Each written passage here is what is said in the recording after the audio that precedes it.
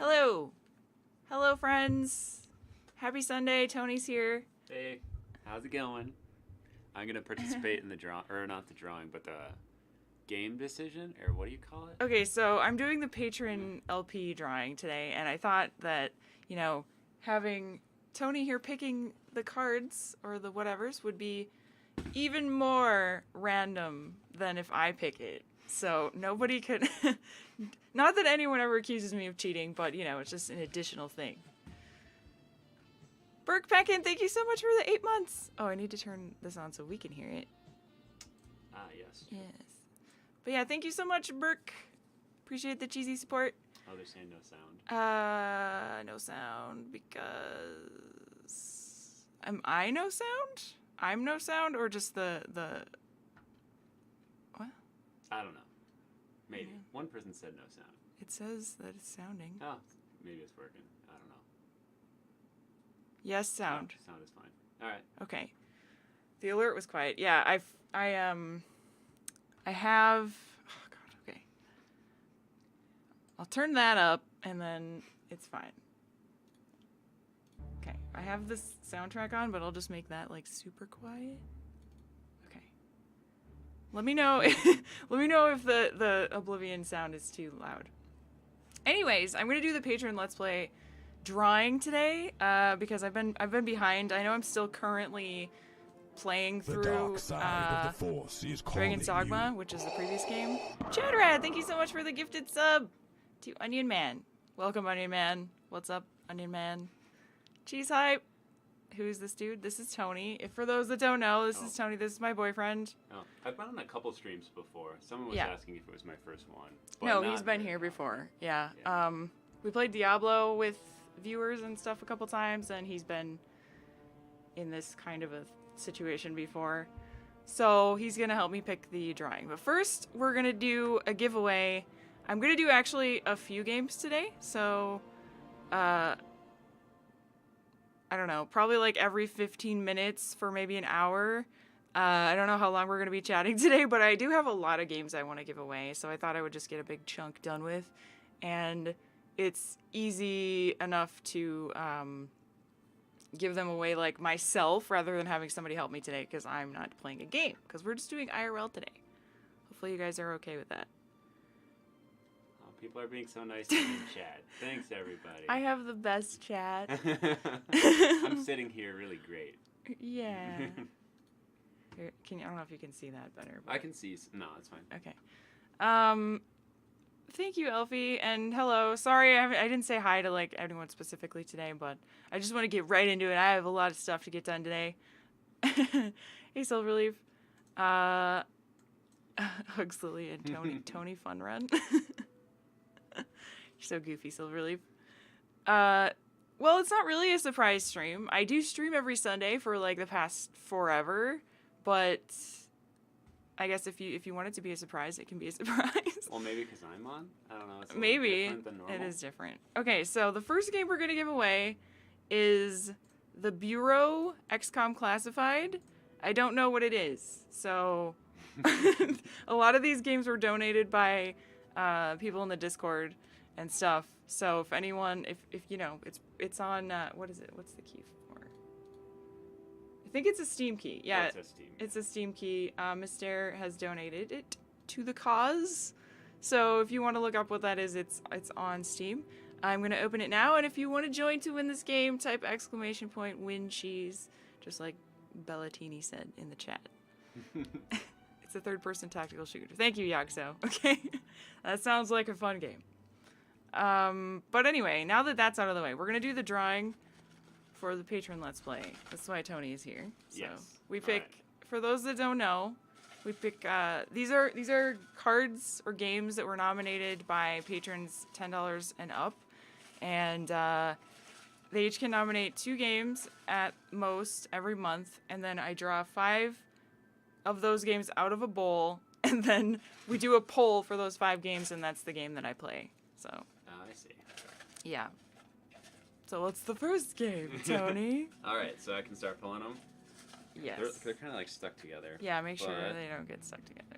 Okay, the Dark Eye, Chains of Satanov. Satanov. Ooh. Okay, that's number 1. Yay! We're gonna show it so they know I'm not cheating. Okay, damn it. Oh, I think. There you go. Yeah, that there you works. go. All right, next one. Horizon Zero Dawn. Ooh, Right. 2 good ones showing right them. off the bat. They're gonna think you're cheating anyway. There's it's weird how much of a reflection there is on this white paper. All right. Oh, I shouldn't take the bowl out of the screen. You're gonna think I'm stacking it. Blackwell Deception. Okay, yep. That's a good one because we're actually currently working on the series anyway, so hooray!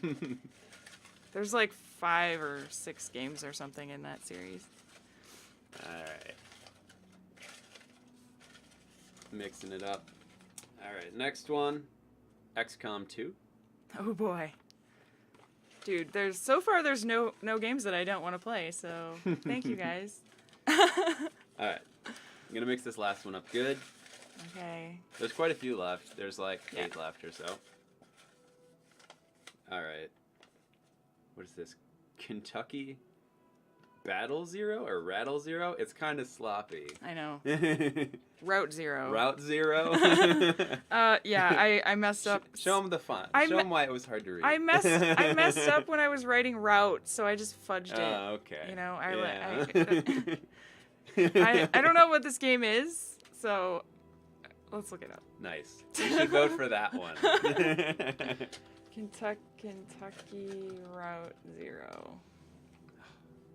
I like Kentucky barbecue. Okay, here's the Steam page. It's a magical realist adventure game with a secret highway in the caves beneath Kentucky and the mysterious folks who travel it. Does that make sense? Yeah, kind of. It's a mystical Magical. underground highway. Okay. Well, it says magical. But it doesn't say what you mystical, same do. thing. It's a point and click adventure apparently. So I don't know. It says point and click atmospheric adventure. Well, I'm sure it's good if someone recommended it, right? Oh, yeah. Definitely. Definitely. Yep. I like the art style. It seems kind of interesting. Mhm, Isometric thing. Yeah, let's show it really quick. Here we go. In case anyone is wondering, here it is. I know Tony got cut out of the screen, but I'll go back to the other That's one. fine. It's this. So hooray. Okay. Thank you everyone for nominating those games, and thank you again for all my patrons for your awesome support. As usual, you guys are amazing, and the reason why I get to do this full time, as well as my Twitch subscribers and everyone here that has donated, etc., etc. But this drawing is just a little bit of something to give back to patrons because there really is no like reward things on Patreon, whereas on Twitch, you know, there's the live interaction, plus there's the badges and the emotes and whatever else the Twitch has. But you know, it's just a little something extra. So thank you guys, and Thank you, Tony, for drawing those. No now problem. no one can accuse me of cheating. Oh, I finally decorated Snorlax also. Oh, yeah. Snorlax has an outfit today. He's going discing. I don't know if anybody goes disc golfing, but Disc golfing. it's fun. Does anyone know time. if he just said disking, would anyone know what that meant? Does anybody know what disking means? Someone has to know, I would think, but maybe I didn't. not. Cyber No, JJ yep, knows okay. what it is. Cyber knows. No. It's not rude, is it? He only has 2 discs, Okay. so he's kind of a noob. All right. Well, so far 2 people know what it is. So Yeah, a couple people know. that's good. Big in Washington State. Oh, cool. It's big all over, I think. Is it? Probably. I look at this one website and it has like all the courses all around the United States, and they're like everywhere. So, yeah. I don't know. Tony's big into not so much disc golf, but frisbee, like ultimate frisbee, and then he do disc golfing too. Yeah, I like all kind of disc sports. So. Yeah. All right. Well, got anything else for me? Is that it? Can you beat Street Fighter for me? Maybe. I haven't played Street Fighter in so I know. long, like We were since just- Super Nintendo. We were just talking about how I'm going to be playing some more like old like Nintendo games and those like old console games and stuff on stream. Yeah. And I was worrying about games like that. So whenever I get stuck on like Street Fighter or whatever, I'm going to drag Tony and be like, Is it gonna be like Street Fighter 2 or Street Fighter 1? I have no idea. I just remember E Honda, this like big fat guy who had this like 1,000 fists, I think the ability was called. Yeah. And his hand was just like a blur, and like you could just do that to beat a lot of the levels because the like enemy would just walk right in. In story mode? Yeah, like in story mode. Oh. I think some of the harder levels, if you cranked up the difficulty, you couldn't do that. But it like made a wall of like area they couldn't enter basically, unless they like jumped and smacked you in the face. Oh. Well, that sounds powerful. Should Yeah, remember it was that. good. I mean, there's a lot of overpowered strats. Like you can just shoot a projectile and run away too. Is another strategy. But yeah, I haven't played in a long time. I'll probably suck. Well, you'll be better than me. Maybe, I don't know. We've been playing Mario 64, and Tony remembers, like, basically everything about the game from his childhood, like the secrets and, like, how to move really fast. And I've gotten a little better over the past couple weeks, but I'm really, really bad compared to him. It's pretty ridiculous. Chung-Li. Sounds familiar, but I can't remember Chung-Li. Is that the girl? I think that's the girl, right? Does she have, like, fans or something? Or is that somebody else? I can't remember. She fights people with fans, like I the think, hand yeah, fans? like the hand fans, maybe. She I had can't remember. huge thighs. Okay, sure. that's why I remember the name. That's what you remember. She has huge thighs. I remember there was an electric guy. What was the Blanca? He like put people on his back and electrocuted him or something. He was like overpowered because he did this ability where he just like got an electric field and he just stood there, and if you touched him, he just like fried you. Wow. You had to like hit him the right way to like break through his stupid little electric thing. Yeah. Okay. Well, that's all I got. Okay. I've never played any of those games, so like even the only games I played on those old systems were like platformers. Sure. And so I have no idea about those side-scrolling fighter I mean, beat 'em up games. I don't even. Do you even classify it as a side scroller? Because it just moves like a little bit to the side. It's still scrolling. I guess kind of. It's a beat 'em up though, right? That's what they're called. Just a fighting game. Just a fighting I don't know if it goes further than that, but like combo fighting game kind of whatever. I've only heard the term beat 'em up, but maybe I'm wrong because I don't know anything about this. It's totally different than Smash Brothers, though. Oh, I know. I know mean, what Smash Brothers is, of Yeah, course. right. I know. I'm just saying. I don't know if it has a different name or classification. What is Smash Brothers classified as? Maybe a brawler or something. Oh yeah. I don't know. Yeah, probably. Well, Because it's all mostly PvP, and then there's just the one you can do like the short campaign. Yeah. Yeah, which is basically just the same thing, but versus AI. Right. It totally got a lot of ideas from like Street Fighter and games like that. But Yeah. beat 'em up is the term. Okay. All right. I was right. Ha! I know so much knowledge about things I don't know about. Hey Rachel, how's it going? Oh, surprise! Well, she won't stay long. Oh, I'll try Bella, to make her stay. stay and say hi. would consider Smash Bros. A brawler too. Okay.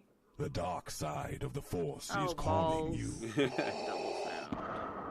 There we go. Sorry about that. Sorry about the double sound. Nicola! Nicola, thank you so much for the gifted sub! Rachel! Cheese Horde Hype Rachel! Yeah, the whole family. Yeah. Pretty much. Whole family on the screen. Thank you, Severian. That was Bella, in case anyone is new here. She does make an appearance from time to time, but she's a little bit, you know, she does things on her own accord. You can't really, it's hard to force her to do things, so. It's a treat when she when she comes on. Hey, longtime troll. Welcome.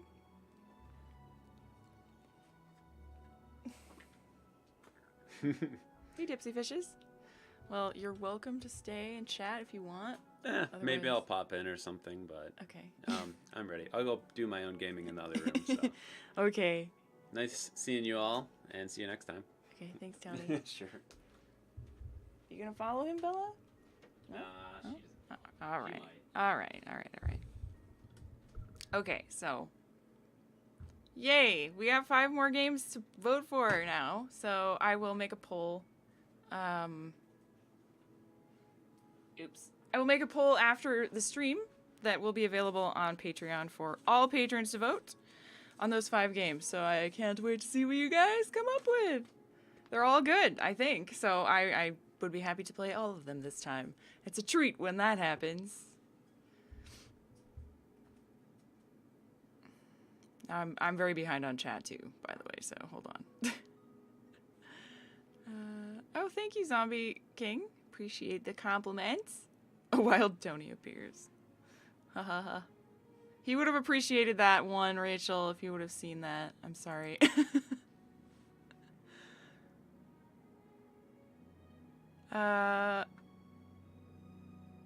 Hey, view outs, welcome. You like Snorlax's new outfit? Good! Yay! He is disc golf. He's getting ready to go disc golfing, so that's the story.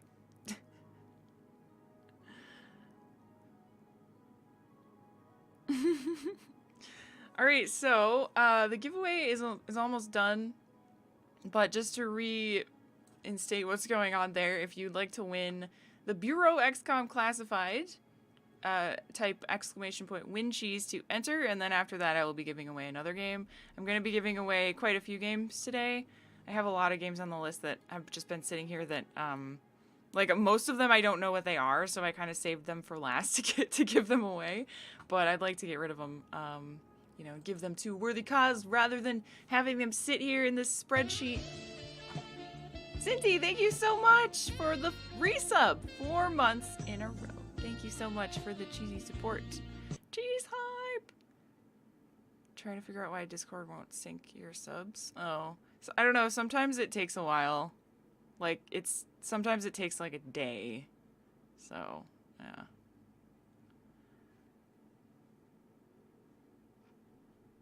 I didn't miss anything while I was distracted, did I? Because my alerts were a little bit weird. I gotta check. I'm like paranoid now.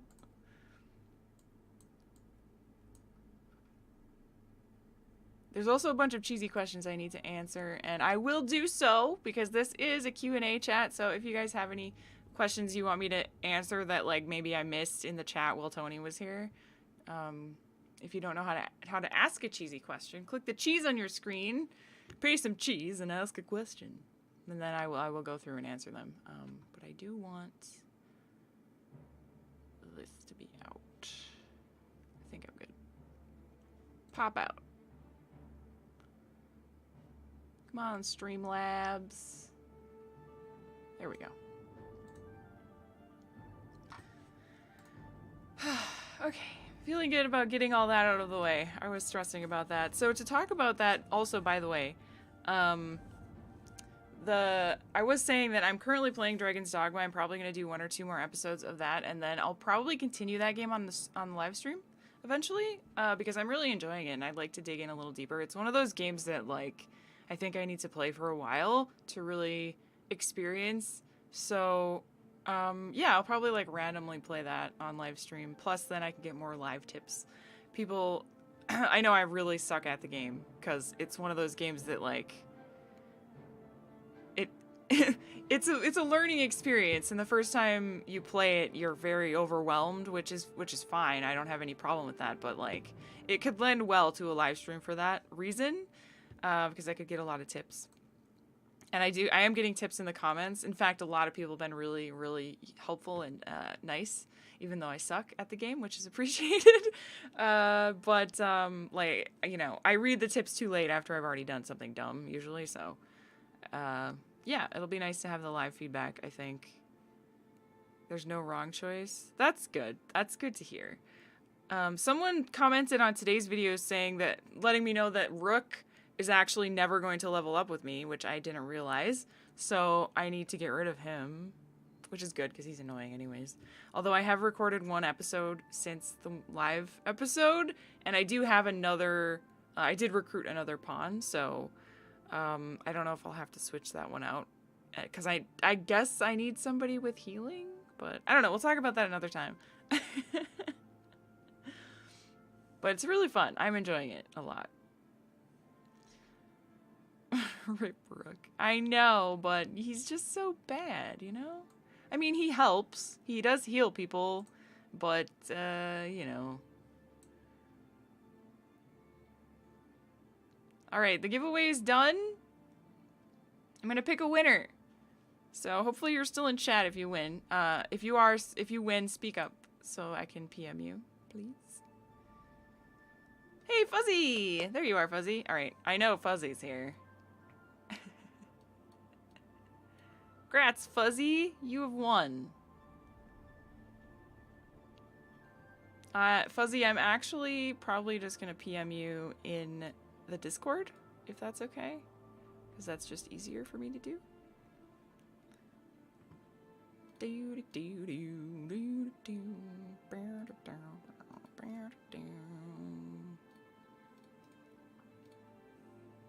All right. There you go. Okay, I PM'd you in Discord. You now have your key. And now I will start another giveaway.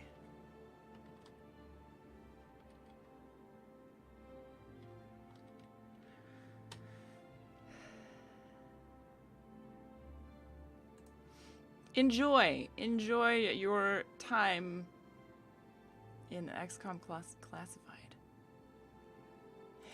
Mister is the one who donated that game. Thank you to Mister. Alright, we'll reset and do another giveaway. The next game, Killer is Dead, Nightmare Edition. Again, I don't know what this game is.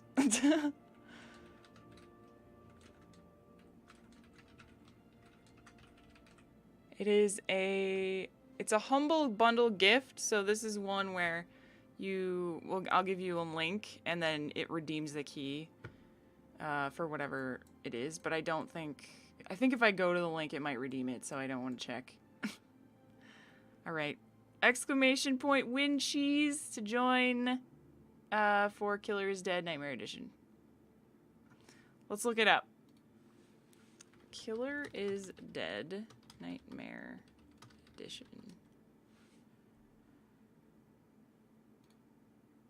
Peggy 18. Let's see. Get ready for some seriously stylish action from renowned designer Suda51. In this exclusive version for PC, players will be slicing, dicing, and shooting as the suave executioner Mondo Zappa. Prepare for the thrill of love and kill in Killer is Dead. This is a action hack and slash surreal single player game. Wow. Okay. Action hash and slash, and it's on Steam if you'd like to look it up.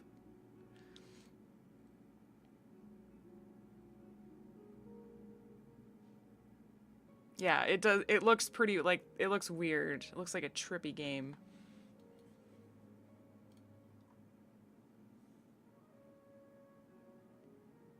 It's kind of infamous and kind of cheesy slash sexist. Okay, well, I can't confirm nor deny that because I have no idea. A lot of these are games that were like part of a bundle. Like that one is probably a humble bundle one that obviously not all of the games were useful to the person that redeemed them. which was me.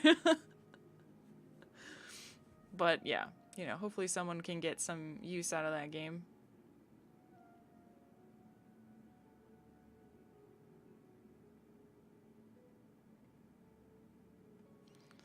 Think I can gift a few games yourself? Sure. Just if you want to gift games to the giveaway, it's very much appreciated, and you can do so by just PMing me in Discord, and then I'll add them to the spreadsheet. Or you can PM Morgas or Darth Eggplant.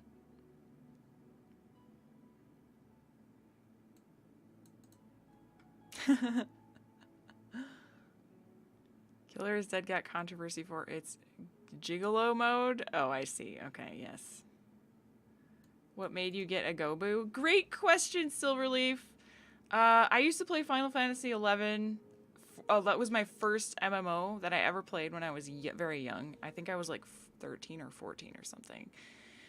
I played it for a long time, a very long time, and actually I think up until World of Warcraft came out. And the Gobus were these big, adorable plant monsters in one of the zones that I would grind for hours upon hours upon hours upon hours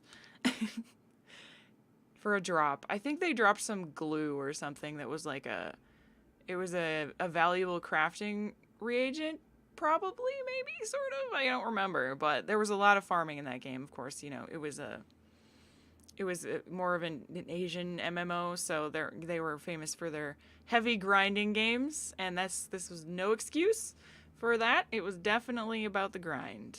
Even the leveling was 100% grind, so even in a group, that's what there was no dungeons really. Well, there kind of was, but like when you grouped up to get experience, which you had to do, you couldn't level on your own really.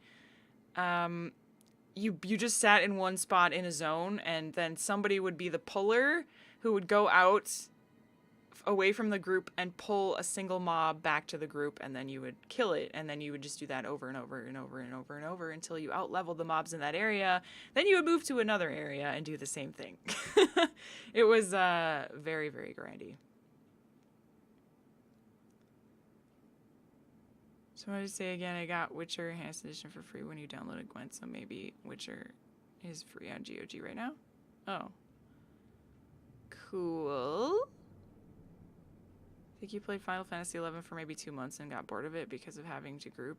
Yeah, it was a really big social game. Like you had to kind of have a group of friends, or you had to be willing to be social and reach out to people. People were very nice in that game, generally. It was kind of in the age where MMOs were, you know, at their peak, and everyone wanted to socialize in MMOs, and nobody was really afraid to ask for groups and stuff, and now it's kind of the opposite, but I made a lot of friends in that game. I really did. Some of which I still talk to today, and I think that's really special. It doesn't happen anymore.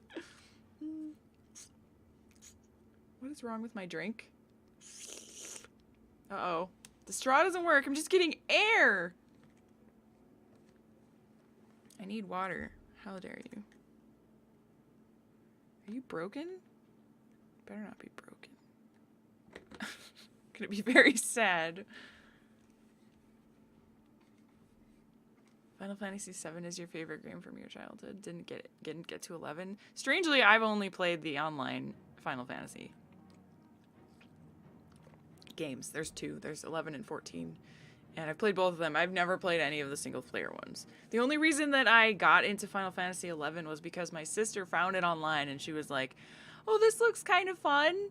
And then so she started playing it, and then I was like, "Well, I want to play that if you're playing it." And then I started playing it too, and then we just loved MMOs from that time on.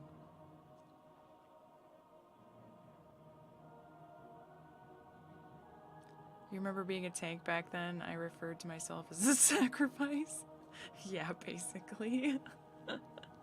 I remember there was 2 types of tanks, maybe 3. I think warrior could tank, paladin could tank, and ninja could tank. And ninja was always like the most difficult tank because the class was based on using an ability to get like guaranteed dodges every time, and so it was like you had to keep up that stack of buffs or whatever they were that made you for sure dodge every time. And if you got interrupted or you couldn't cast it, I think it was like 3 charges or 3 or 4 or something. It might have upgraded over time, but the class was definitely based on that. So if you weren't good at managing that, you would just die. You were like a squish. So it was interesting that there was different kinds of tanks, I guess, but yeah, I don't know.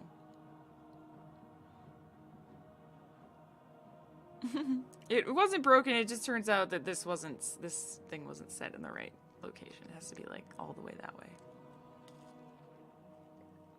It's working now.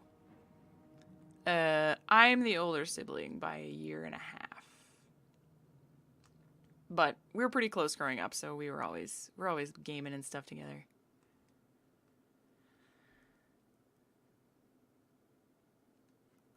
The glass cannon or just yeah, exactly. Glass cannon.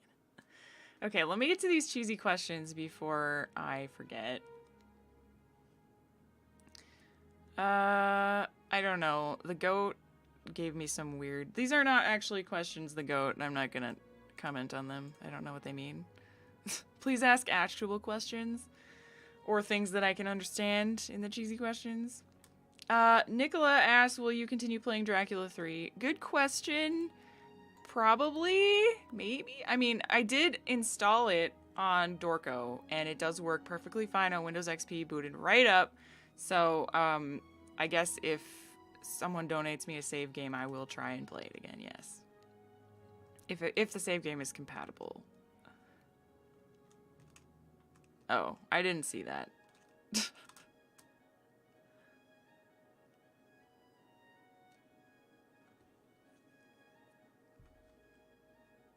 think that the reason I even played Final Fantasy XI was because for the PlayStation 2, it was how you got the hard drive for the PS2.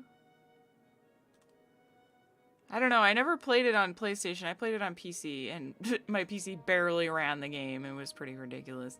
But a lot of people did play on the PlayStation, and I remember everyone talking about how they had keyboards for PlayStation 2 to play it, and I was like, how do you... I didn't know there was keyboards for PlayStation 2. I was like so blown away by that, but yeah, I don't know. My performance was awful in the game because my computer sucked and I was on dial-up and like, ugh.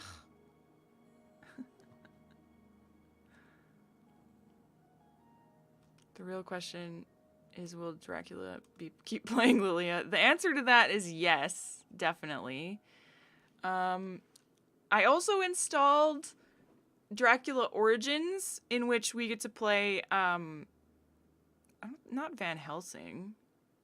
What's the other vampire hunter guy? Isn't there another one? I can't remember. I read the story on the box and I already forgot. But anyway, it's a Frogware Games game, more like that Sherlock Holmes game that we played, which I really liked the design of that one. So I am excited to get into that one. It's a game about hunting Dracula and, the same story, basically, that takes place, well, generally the same story that takes place in the other Dracula games, but done in a much different format. And I really like the Frogware game style, so excited for that one. Hopefully it's not as trolly as Dracula 3. Or Dracula 2 and 3, I should say. Jonathan Harker. Yeah, that sounds right. Yes. Buffy. No, not Buffy. Will there be a really slow chase with no running? I hope so. I know you like building computers, but do you do any programming? No, sadly I never learned programming. I took one programming class in high school, I think, and I was the only girl in there in the entire class. It was like an optional class. And I think that's probably what scared me away in the end. But I remember enjoying it. At that time, I didn't know what I wanted. I just knew that I liked computers, and it seemed like a good idea at the time. But I didn't follow up with it, so unfortunately. My dad has been like an IT guy basically since, I was born, so I really grew up with the interest of that kind of thing, and so I started building my own computers when I was pretty young, and I had him teach me a lot of stuff, and then I just kind of took it from there. So nowadays I probably know more than he does, because he's not really up to date with too many things, you know, in the recent years, because he hasn't been working for quite a while. So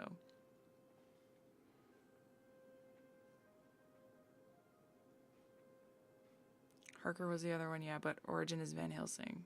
Oh, maybe I might be getting my stories mixed up. Absolutely, I can't remember. You're probably right. It's really a love-hate relationship with Dracula at this point. I don't have any love for Dracula, that's for sure. Dracula's just like he's an asshole. I'm gonna move over so you can see Bella. There you go.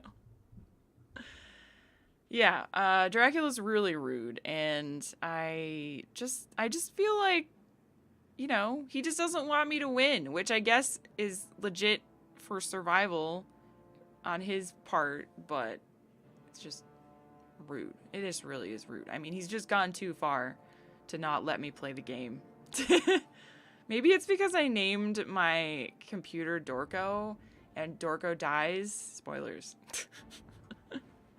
So maybe that's why. You think? I don't know. Maybe it was my own fault.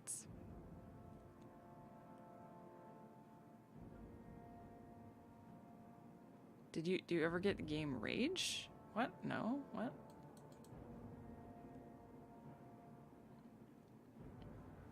A regular hate relationship. Yeah, that sounds about right. Yeah.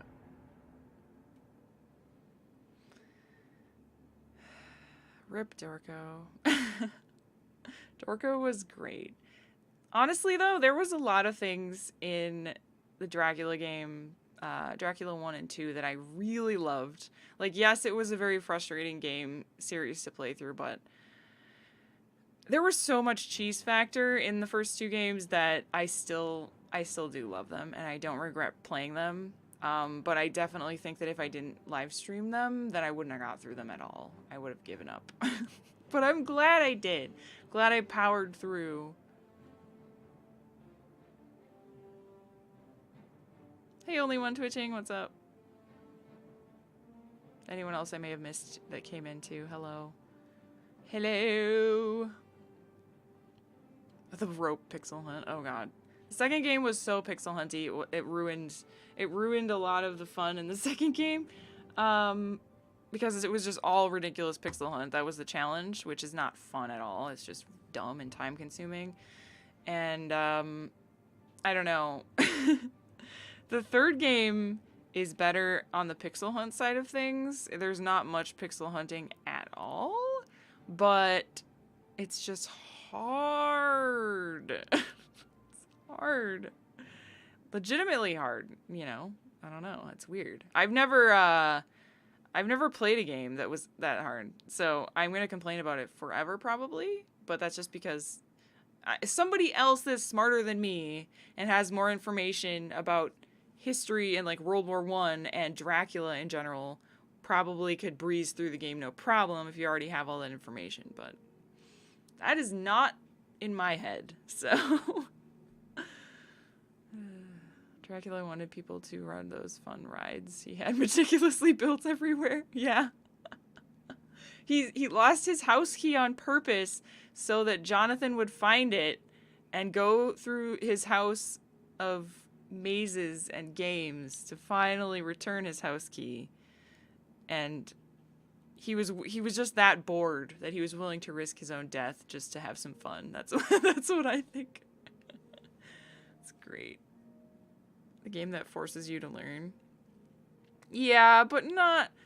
There's a better way to do it, though. I mean, unless that's how you want to learn. I don't know. Because, like, it's not like the game gives you some of the information. It gives you some of it. But there's some of it that is, like, you either know this or you don't. And if you don't know it, you're going to have to, like, look it up on Wikipedia. So it's not really, like, if you were playing this game back in the day, it would be really hard to get through it. Like, really hard to get through it if you didn't have instant access to the internet I mean, you probably would. It's not that old of a game, but I'm just saying, you know, it. I don't know how many people could have beaten it when it came out. This is all I'm saying. Especially if like it was marketed towards the age of people that generally played point and clicks in that time period. Which probably wasn't adults that had a lot of World War I information. Unless you're like a high school student that literally just went through history class and learned about World War I and you knew everything. Then maybe. And maybe you were someone in high school that just read the novels of Dracula. Maybe. I don't know. The awful bookcase puzzle was pretty bad. That was pretty poorly designed, yes. I agree.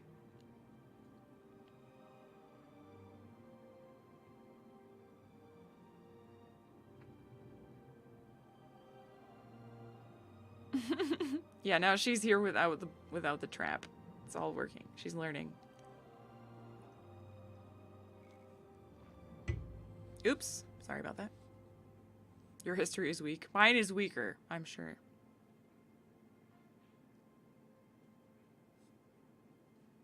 Yeah, that's true. A lot of the really difficult stuff was optional puzzles, like those crosswords. Oh my god, how would you even? Well, they weren't crosswords; they were word finds. But geez, man, they give you one word that you may or may not know what it even means, depending on your knowledge, and then you're supposed to find all these other related words in the word find. It doesn't even tell you like the exact words to look for, which is really difficult. From what country was the game from? Good question. Let's look it up.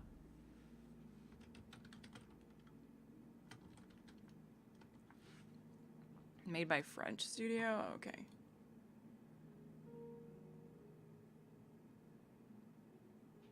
No, not Dracula 3 Legacy.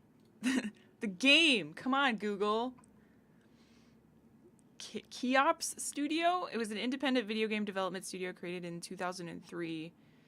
Games were published by Microid, which acquired the brand and intellectual property as insolvency assets of Cryo Interactive. Okay.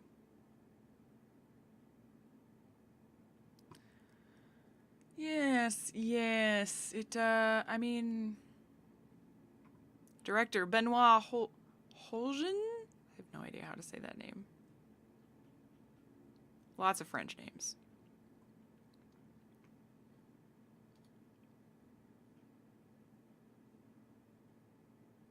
Oh, okay, cool. But when you learn how King's Quest 1 was made, they just tell you it was created to be hard and to be played like in months or so. Well, King's Quest, the early King's Quests were kind of like the trial and error point and clicks, right? Like the old Sierra games where you just die and then, oh, I'm not supposed to do that? Okay, go back. Die again? Okay, that's wrong. Die again? And you have to type in stuff. Oh boy. Oh, fun. And then you could also ruin your game, right? If you did something wrong. Which is really frustrating in my opinion, but you could also hard lock the progress. Yeah, that's what I meant, I guess. That sucks. The first were not even point and click games. Really? What were they classified as? Oh, giveaway's done. Giveaway's done.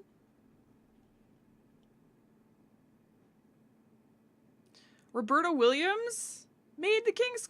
What? She did? Really? Huh. Okay, so if anyone wants to join, I'll allow entries for another second, for Killer is Dead.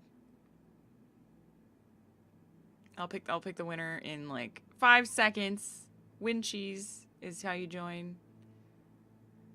5, 4, 3, 2, 1.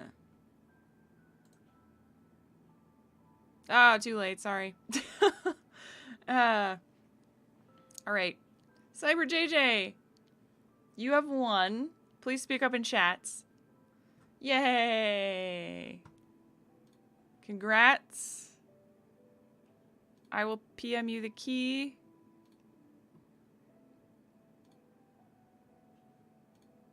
If I can find it. Oh, it's not the key. Okay, so it's a Humble Bundle redemption link. So you'll go there and then redeem it to whatever account you have. So there you go. Congrats. Okay, next. What game is next?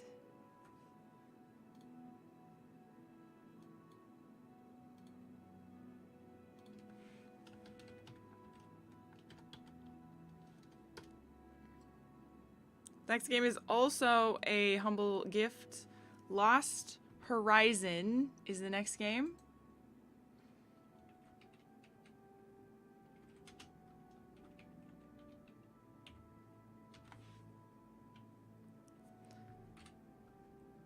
Okay, there you go. Exclamation win cheese to win. I will look up what that is because I have no freaking clue. Game? No. Lost Horizon game. Stop changing my words. What? Oh man, it looks fun. It looks like a game I would love, actually. It's a point and click adventure in 2010.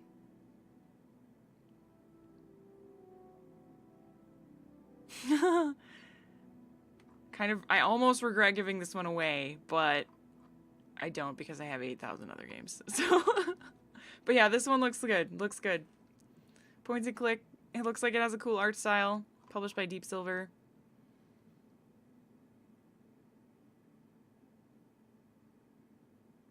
Handmade graphic style. There you go. Awesome. Okay. Ah. Can you guys hear the music okay, or is it not even?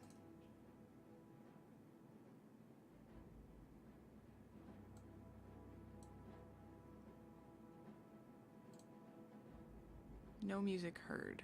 Okay. Interesting. How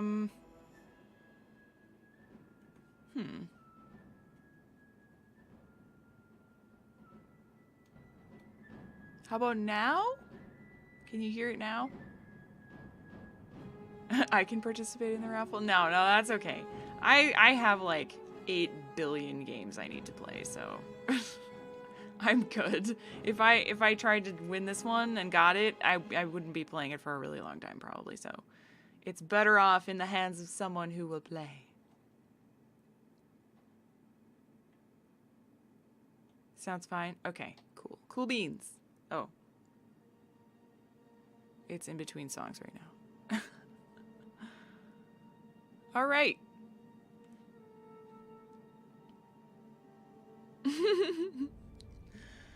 So many games, so little time, right, guys? So let's talk about the possibilities of tomorrow, because I'm thinking of playing a new retro game. Or checking one out, but I'm not really sure which one. And however, I would like your guys' input on like the kind of game we should play next, because we've been playing a ton of point and click adventures, which I love, and some of the best retro games are point and clicks, and the cheesiest, of course. But I would like to try other genres as well. So, new retro may break your head. But yeah, I don't know. I would like to try something else, you know, like an FPS or something. Or Heroes 3. That's pretty slow.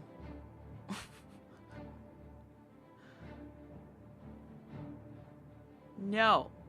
I will never play Fortnite, ever. In case anyone else is actually wondering. Oh yeah, Doom, that's right. So people have suggested Doom a lot.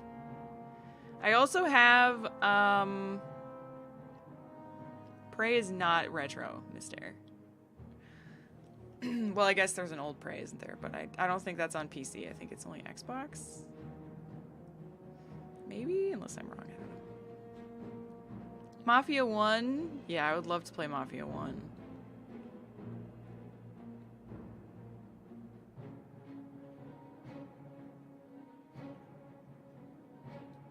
Alright, well, if it's on PC, send me a link on where I can download it, because I couldn't find it. I did look for it, surprisingly, a while ago. Sonic CD.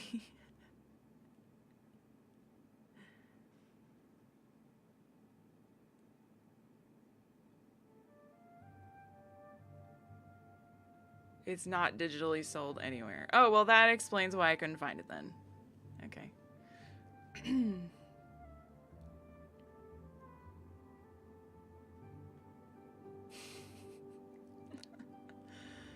So, I can maybe play retro consoles on stream, maybe. But, like, I haven't tried to set that up yet. I do have a adapter that I can use with my AverMedia capture card that can technically do that.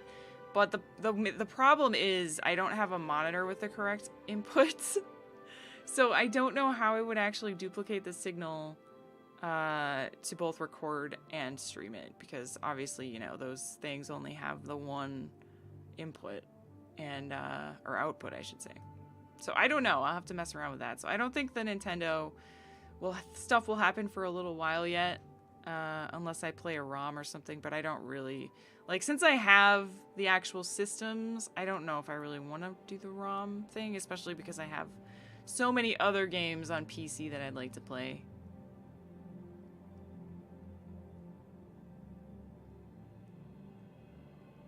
Yeah, nobody has my parents don't even have a CRT anymore, and they're old school.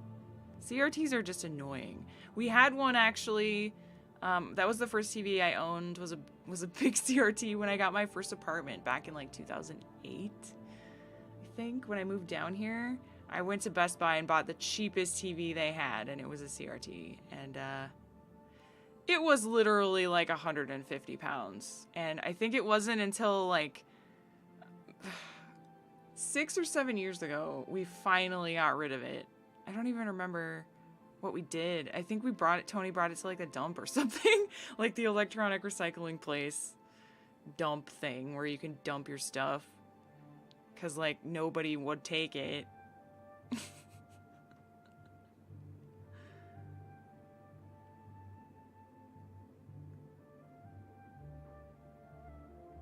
Play Ultima Online. Can you still play Ultima? Like, is there still servers for that? I wouldn't mind trying it.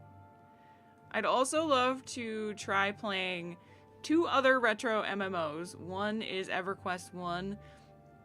The other is Dungeons & Dragons Online, which isn't as retro, but I would love to try both of those. I've kind of played Dungeons & Dragons Online a long time ago for a little bit, but I never got into it too much. I think it would be fun. I really liked the design of that game. I don't know what it's like in today's state, if it's like way worse and pay to win now, but it was fun before. Yeah, about as old as WoW, but definitely not as advanced.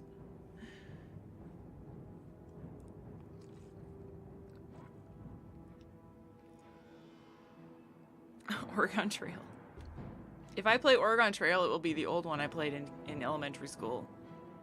Which might have been the first version? I don't know. I don't know if anyone else, like, had this as well, but in elementary school, I think I was in, like, 5... Oregon, whatever. Are you from there, Asseldamia?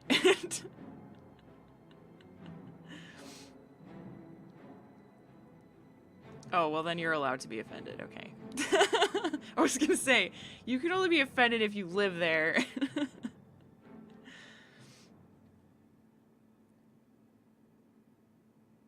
They say it Oregon, right? Is that right?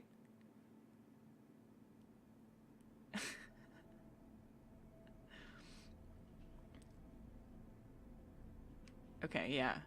I don't know. We just pronounce those kind of, we just say Oregon up here. Like, that's just how we say those kind of words. But I guess you're allowed to be judgmental if you're literally from the state. So that's fine.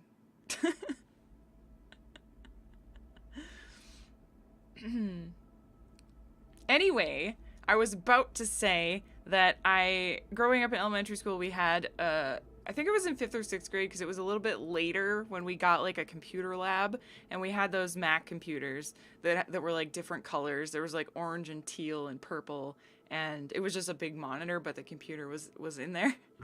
And I don't know if anyone else remembers those, but yeah, iMac, was that what they were called? I always forget. But anyway, there was just a bunch of them set up around the exterior of the room, and that was one of the games. And there was some other games too, but like that's the only one I remember. I think that was the one that I liked to play the most. For some reason. I was never good at it. I always died right away, but you know.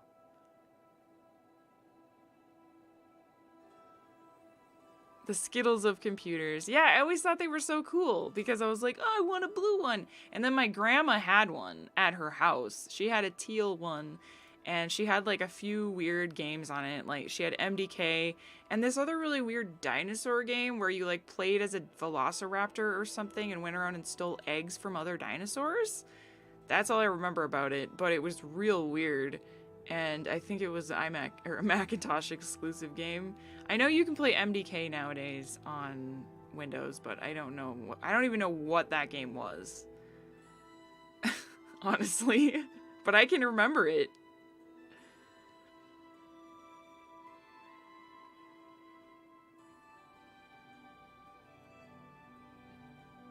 Bit of a strange question, but I was wondering if you've ever done any martial arts? No.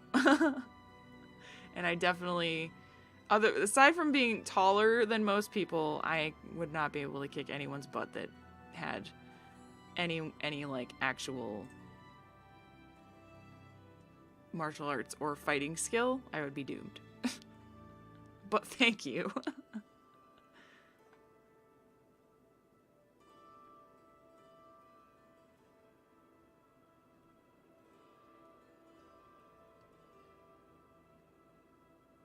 Do I live in England? What makes you think I live in England? Do I sound English? Oi! That's the only English word I know.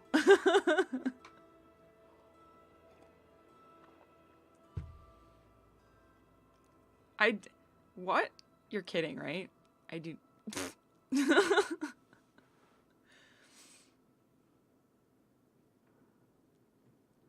If you think I sound like I have a British accent, you're just pretty much straight up wrong. I don't understand that at all. I've been, people think I'm from Canada, but that's a first.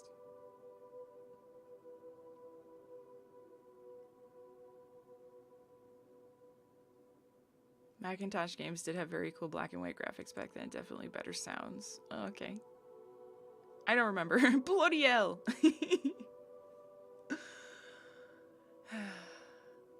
I don't know. I mean, I have some vague British schooling from Variax because I've been hanging out with him for a couple years every week.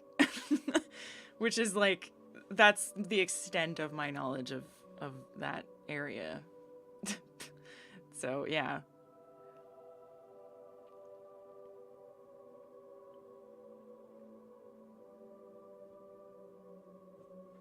Yeah, I mean, people that live up here in the north, Midwest north area, we're very close to, our speech is very close to the accent in Canada, but I don't know, Canada still sounds different. Like, you can tell if someone is actually Canadian and they start talking casually, you could definitely tell the difference, but maybe you can't unless you're like from here. I don't know.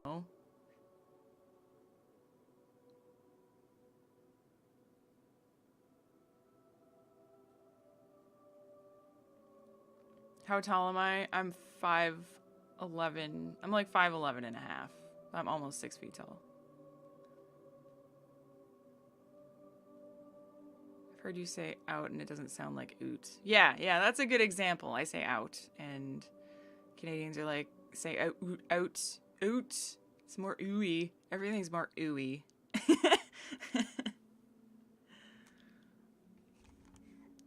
You lived in Wisconsin for 2 months. It was quite a variation in accents. Yeah. It does vary.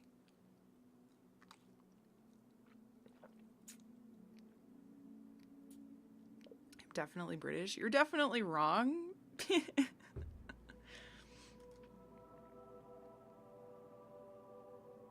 Out in a boot. Oot in a boot. I wish Inferno was here so I could make fun of his Canadianness. In a nice way, of course.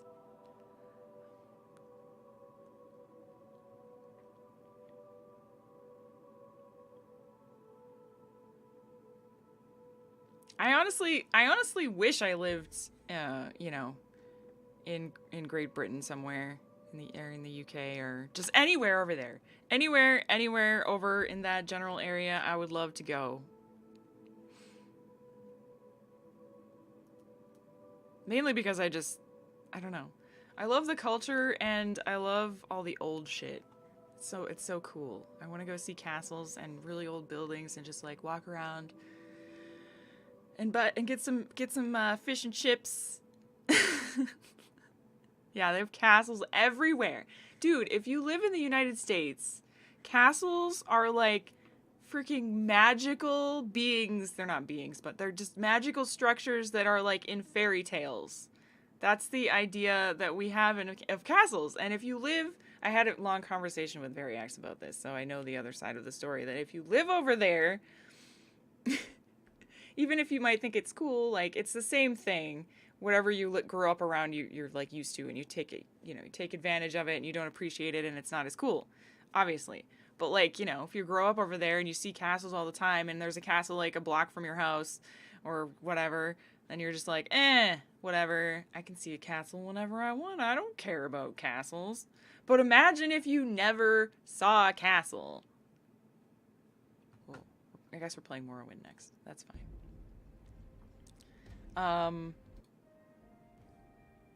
Castles are amazing. They're so cool.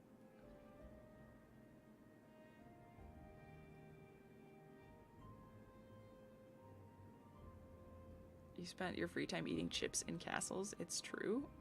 What? Why were you eating chips in castles? But not only castles, like all the buildings. They're so old. It's so cool. Like here we have old stuff on the East Coast, kinda. They're relatively old, but nowhere near as old and beautiful as the stuff over there. Like it's so beautiful. Like the cathedrals and just all the old houses, and just that's so cool. It's so cool. I just want to see it for myself. That's all. It's fine. I will be honest though. I haven't technically been to the East Coast in America to look at all the old shit over there, but it's still not as old. So it's, in my book, it's still not as cool.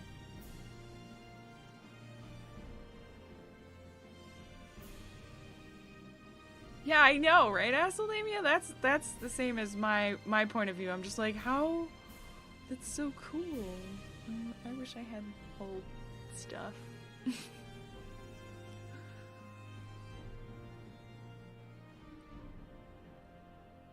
Yeah, that store in the corner is older than your whole country. No big deal. Yeah. This is the Elder Scrolls 3 Morrowind soundtrack full, as what it says. I don't know if it's correct or not. I can't even hear it, so it's all,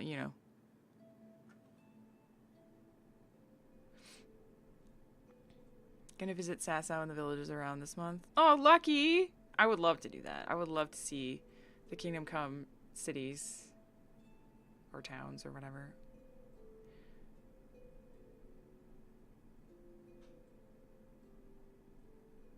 Town you lived in was founded in 1670. Cool. Blast some Beethoven.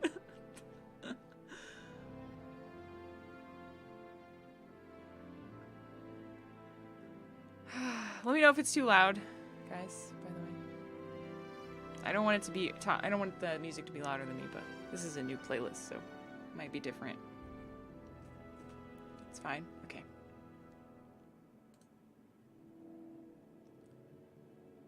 All right. BSC boy asked a cheesy question.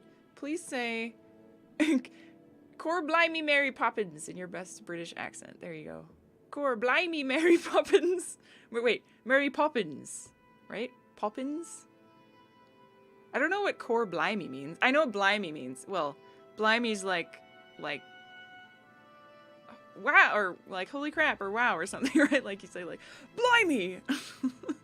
What is cor?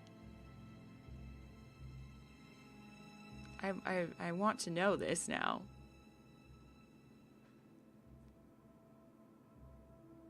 Thanks, Cinti. See you later. See you later. Thanks for coming. Core is an extension? Oh. So what's the point of saying it then?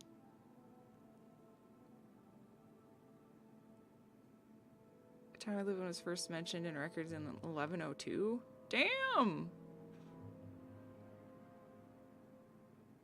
It actually means God. So is it like oh my God? Kind of? Or, you know, in expression terms, or is it just literally like it's the word for God, which is a very strange word for God, in my opinion. Blimey.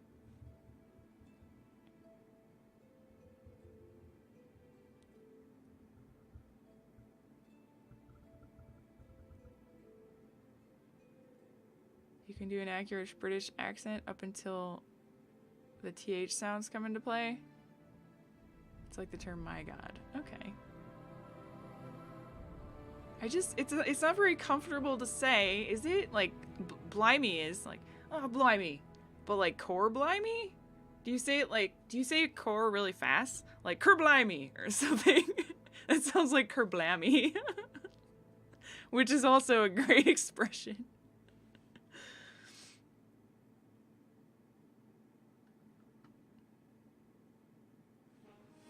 Any chance of doing some cheese ASMR for you? I'm not into ASMR, man. I don't understand. I mean, I do understand why people like ASMR, I guess, but I would feel weird doing it.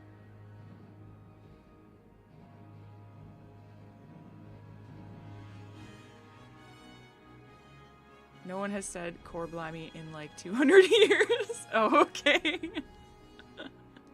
So it's like humbug. Like how somebody told me nobody says humbug either.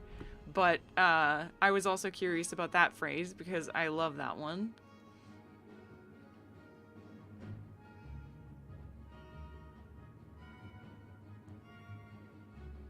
Your grandma still says core blimey. Aw, that's cute. Humbug is used in Scandinavian languages. Okay, interesting. Maybe it depends on where you are. Maybe some of those phrases are still alive and well, you know? Kerfuffle or kerfuffle? I've heard kerfuffle before.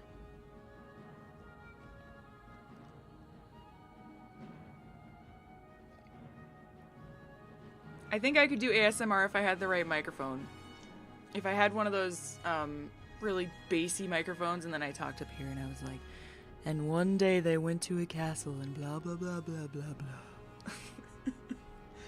But I think anyone could do that. Eventually, I would love to get a really good, voice acting microphone that really does bring out the bass and the low tones in your voice. And I think they sound really cool, but they're so expensive. They're like $600 for a good microphone.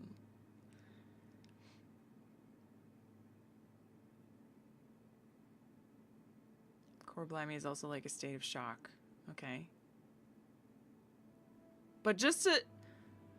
Okay, is there a difference though technically if you say core blimey or just blimey? Because if we're comparing it to God and oh my God, those are basically the same thing in America. But you could just like make it sound more urgent if you say oh my God versus like God. It's kind of different, but like, you know, it's still the same sort of thing. They're pretty much the same. Cool. I'm learning today. Thank you, everyone. I'm learning for my eventual trip over to Great Britain, where I shall see all the castles. And then every time I see one, I'll be like, "Cor blimey!" Everyone will be like, "What is wrong with you?"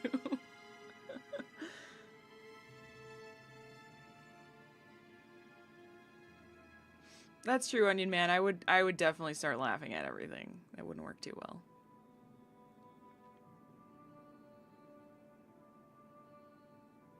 Bloody hell! I like that one too. Oh, another one I love is git. I love saying git. You right, git, bloody hell.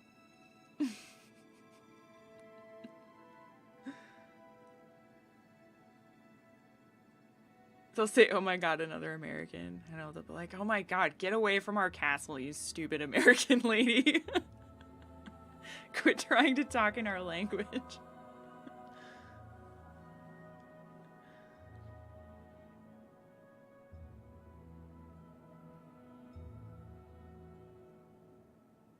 They'll be like, "It's only a model." 'Tis a silly place. No, it's like, "On second thought, let's not go to Camelot. 'Tis a silly place."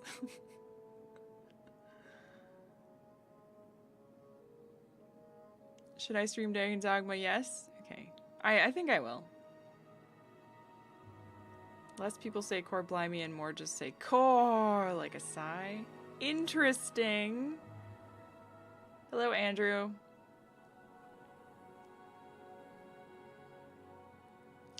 Oh, good point, Asseldamia. So I will allow entries again if anyone wants to join for Lost Horizon, and then I'll give you guys a few more seconds. Type win cheese if you want to join. Otherwise, I'll pick the winner in a second here.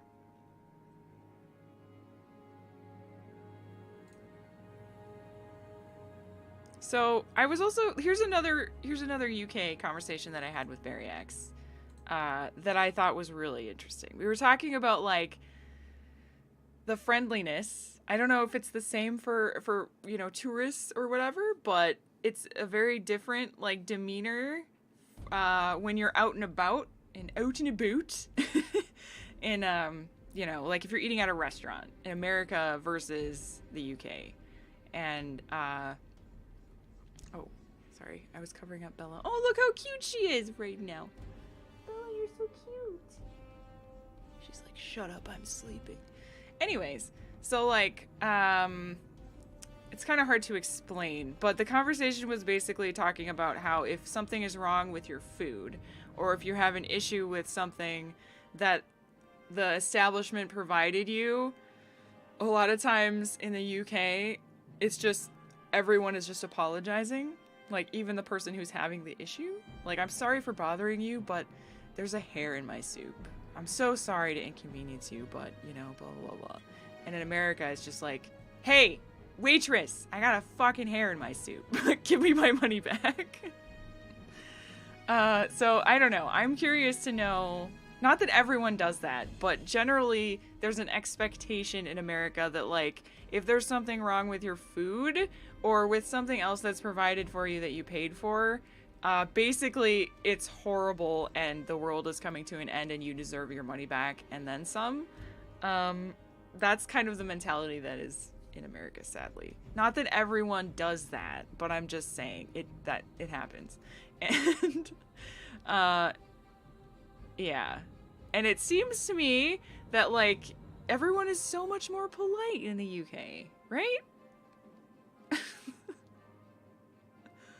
In the UK, we show our love by destroying our friends' confidence and self-worth.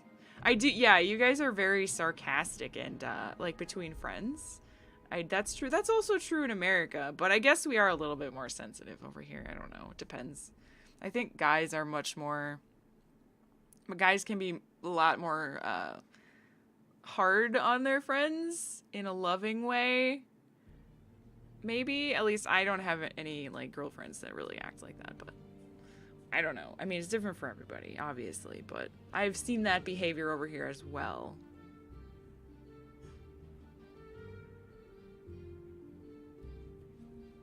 It's way too common to consider the proper way of handling things in the US. It's so sad. I know, it is. You like to live in Finland? Nobody talks here ever. Really?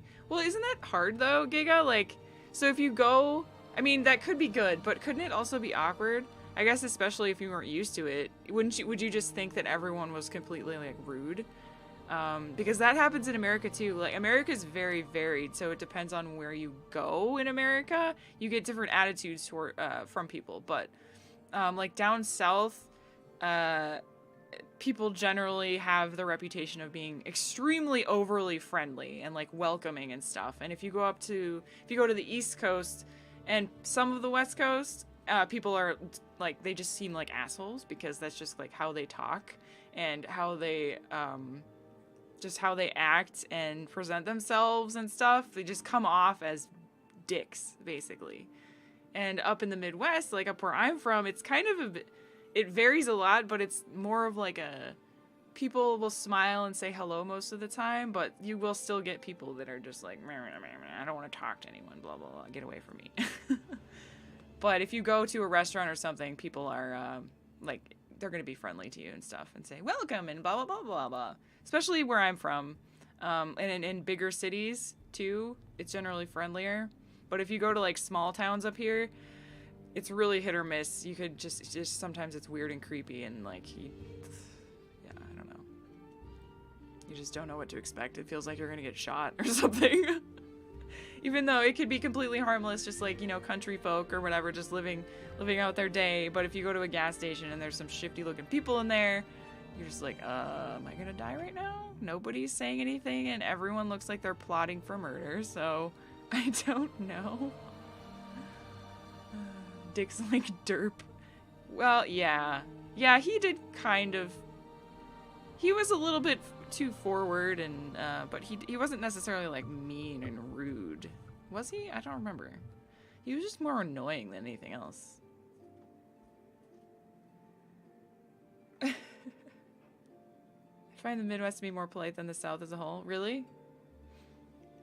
I've never really been to the South, but that's just what I've heard.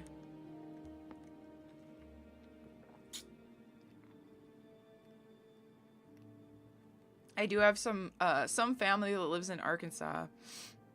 That place seems really friendly. That's not as south as what I was talking about, but I was talking about like, you know, Georgia, Texas, and maybe Louisiana or something, I don't know.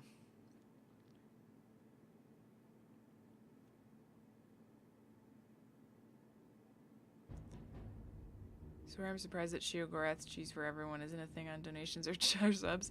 It probably would be Hollow Mirage, except for the fact that I've never played Shivering Isles, and I haven't streamed too much Skyrim, honestly. I mean, I did a series, I did 2 Skyrim series on stream. One was the spooky Skyrim, which was awesome, where I was a vampire.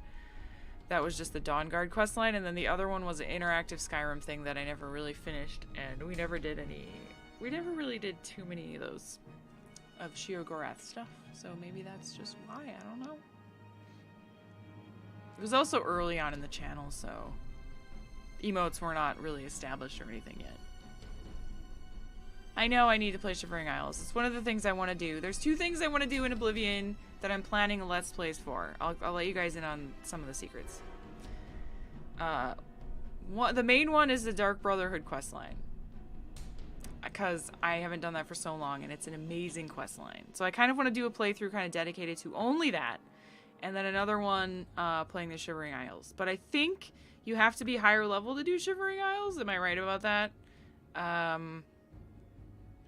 And so I might use like the same character for that afterwards. I don't know. But I want to do some series like that. Some series in those games in Morrowind and Oblivion and possibly Skyrim. Like shorter series that don't go on forever, because it's really hard to make Let's Plays of that game that doesn't last a billion years. And that's really what I want to do, so. I've been planning stuff. Shivering Isles starts at level 5? Oh, okay, well that's not too bad. Most people don't just hang up on the phone at the end of conversation, so I don't know how it got so popular on TV. Oh my god, I know! Is that a thing that happened back in the day? Because I've always kind of been curious about that too. I never have seen anyone in real life not say, okay, thanks, I need to go now, bye, and then hang up. I've never seen anyone just hang up. like they both, somehow both parties know that they're done talking and then they just hang up without saying anything. It's on like every TV show ever. It is weird. Been noticing it all the time in X-Files lately because I've been watching that. And that makes more sense because, you know, it's like Mulder and Scully calling each other and they have a very good relationship and they know they're like all business. So that makes more sense. But when you're having a casual conversation in like a sitcom or something on the phone, and then you're just like, all right, be there in 5 minutes, click. Just seems rude to me, but I don't know. Depends, I guess.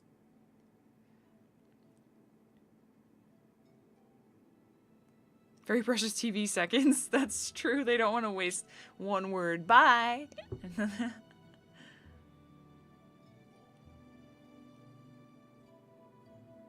Lurker here, the reason they do that is because of precious TV time. Saying goodbye takes a whole couple seconds that could be used for something else.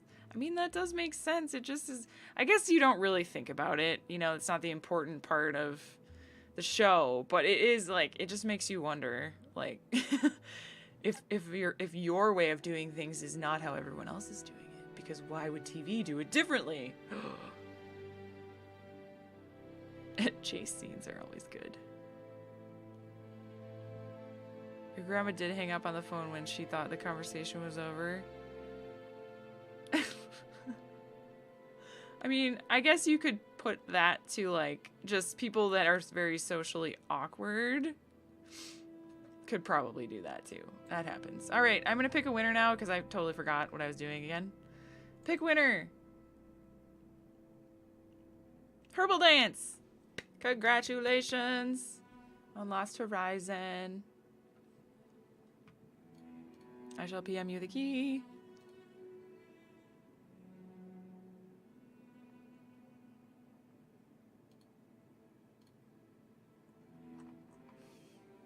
Still there, right, Herbal Dance? Still there. I think I just saw your name.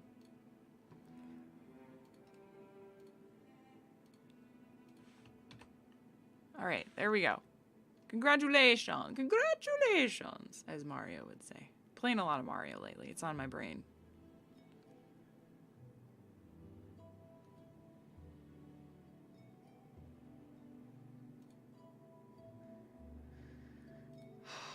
Okay. And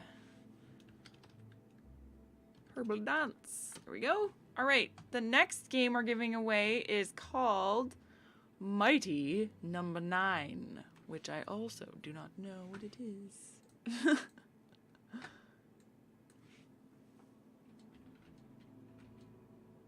Oh, Might Number 9. Sorry. That was wrong.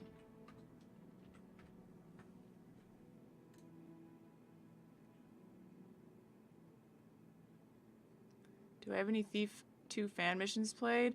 Or on my to-do list? Good question. Yes, I want to stream some of those, actually. I was thinking that I would do that possibly for the 12-hour live stream, along with other stuff. I have a lot of things planned, and I was thinking we could get through a lot of Thief fan missions on stream. It does fit with the retro pretty well, as long as we're playing Thief 1 and 2. And I just don't really have space for them on the YouTube channel right now, but I have been wanting to play more. I love them a lot, especially the horror ones. Those are great. I'd love to get through more of them.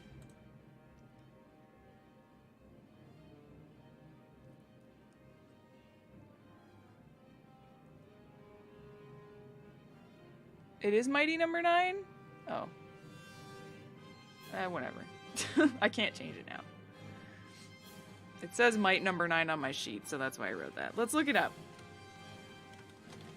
I don't know what it is. It's a platform video game developed by Concept. Man, I feel like Deep Silver is publishing literally everything lately.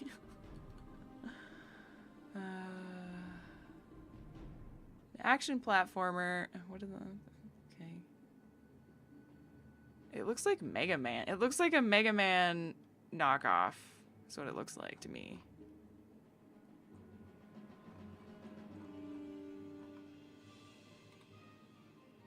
Do they have a Steam page? Ah, there it is.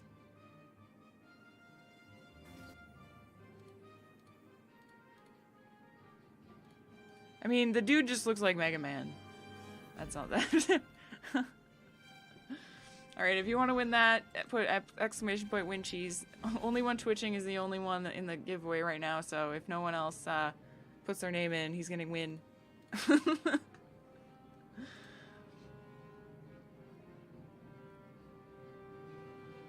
It is Mega Man? Why is it called Mighty Number 9 then? Why isn't it called Mega Man?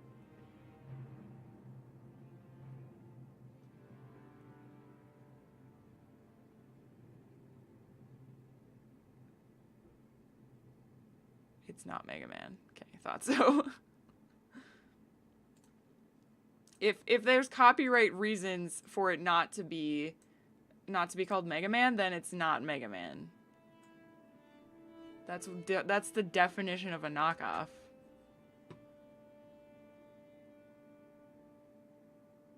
Gunvolt is a way better successor to Mega Man than number 9. It was made by the guy who worked on Mega Man? That still doesn't make it Mega Man.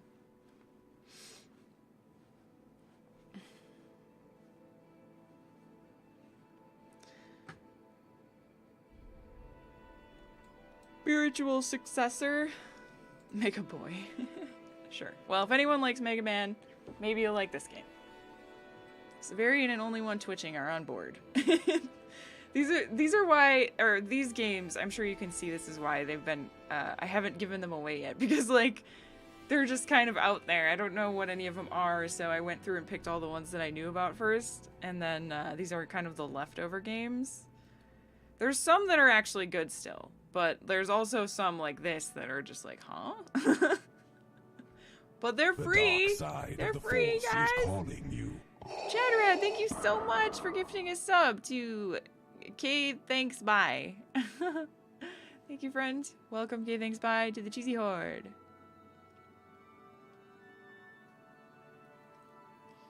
What's a gifted sub? It's a free sub for you. You can use the emotes. And you get a cool Snorlax by your face. Oh, the cheese hype.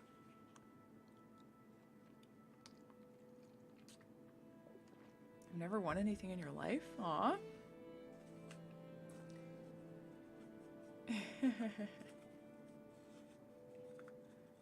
All right. Okay, so 10 minutes until we give that away. What else should we chat about today, guys? We got some time left on the stream.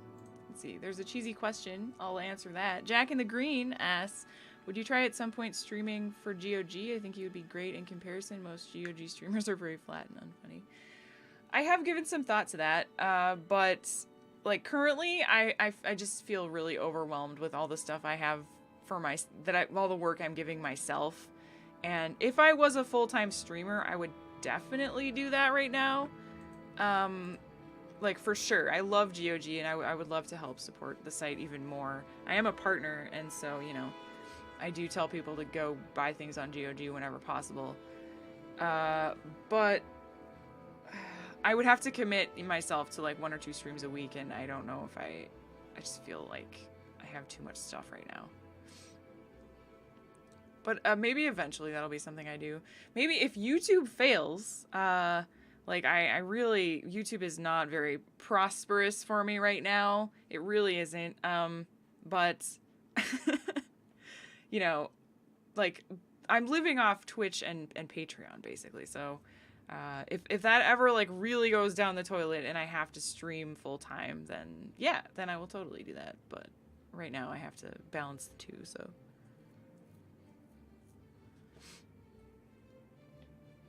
The big bucks are from Snorlax. Yeah. Everyone's here for Snorlax and his disc golfing genius.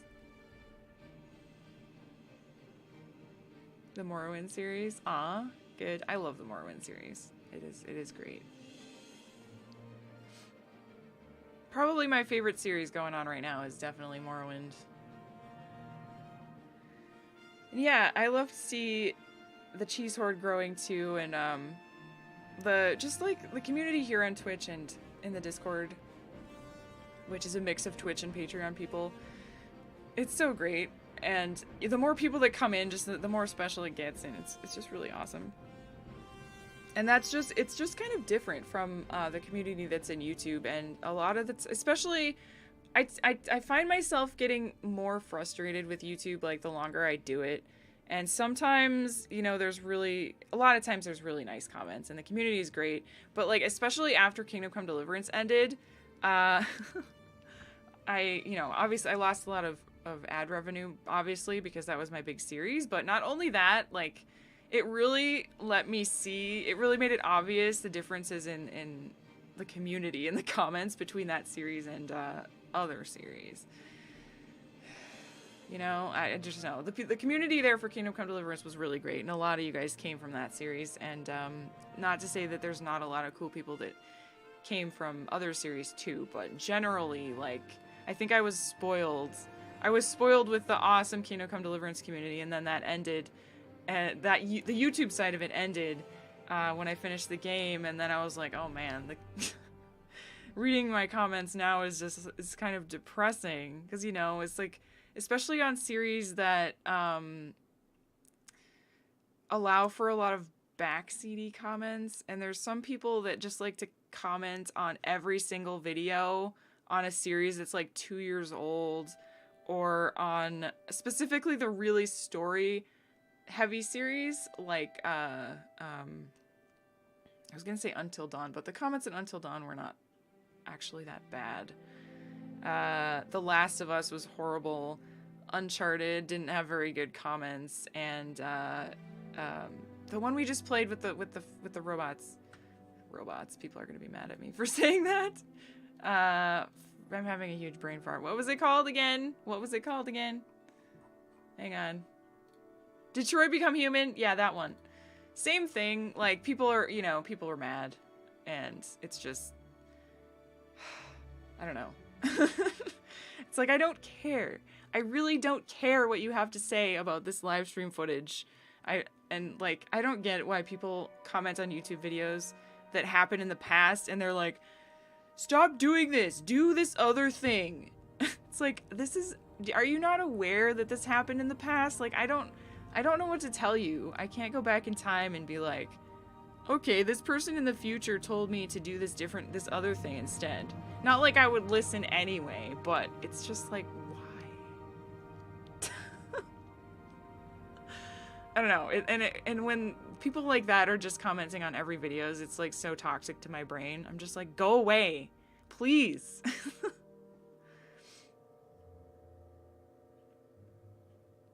Yeah, PlayStation story games. Yeah, people are very defensive about any kind of playstyle or mentality that's different than their own. If they see that in those specific kinds of games, people get very, very, like, hostile almost in the comments.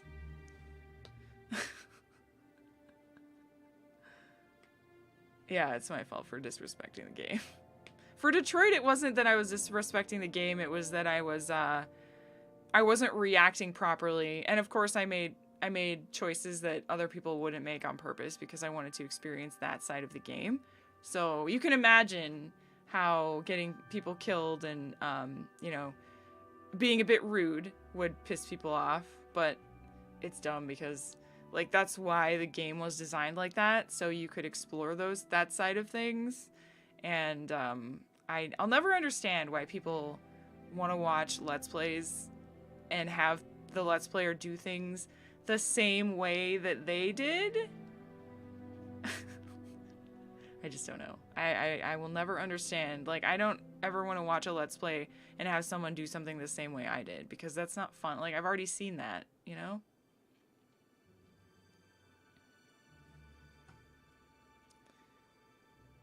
People get worked up. It's just a video game at the end of the day. I know. It's always going to be a thing on YouTube. It's not bad here on Twitch. I think the real-time, chat definitely helps with that, but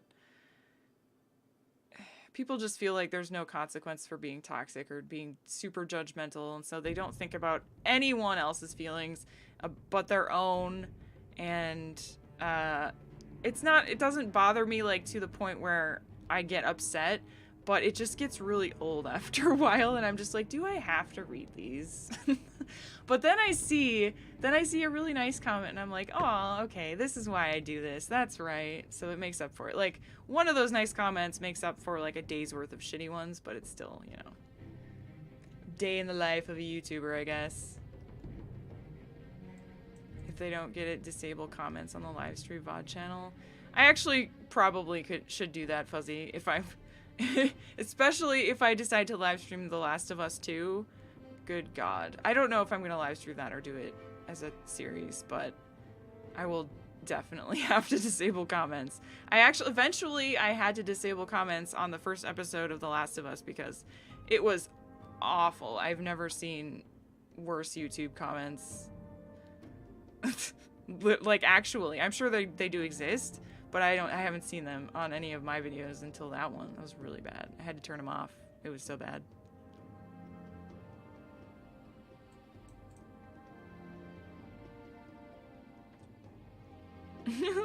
You shouldn't have been talking to us in chat. That's a big complaint, yeah.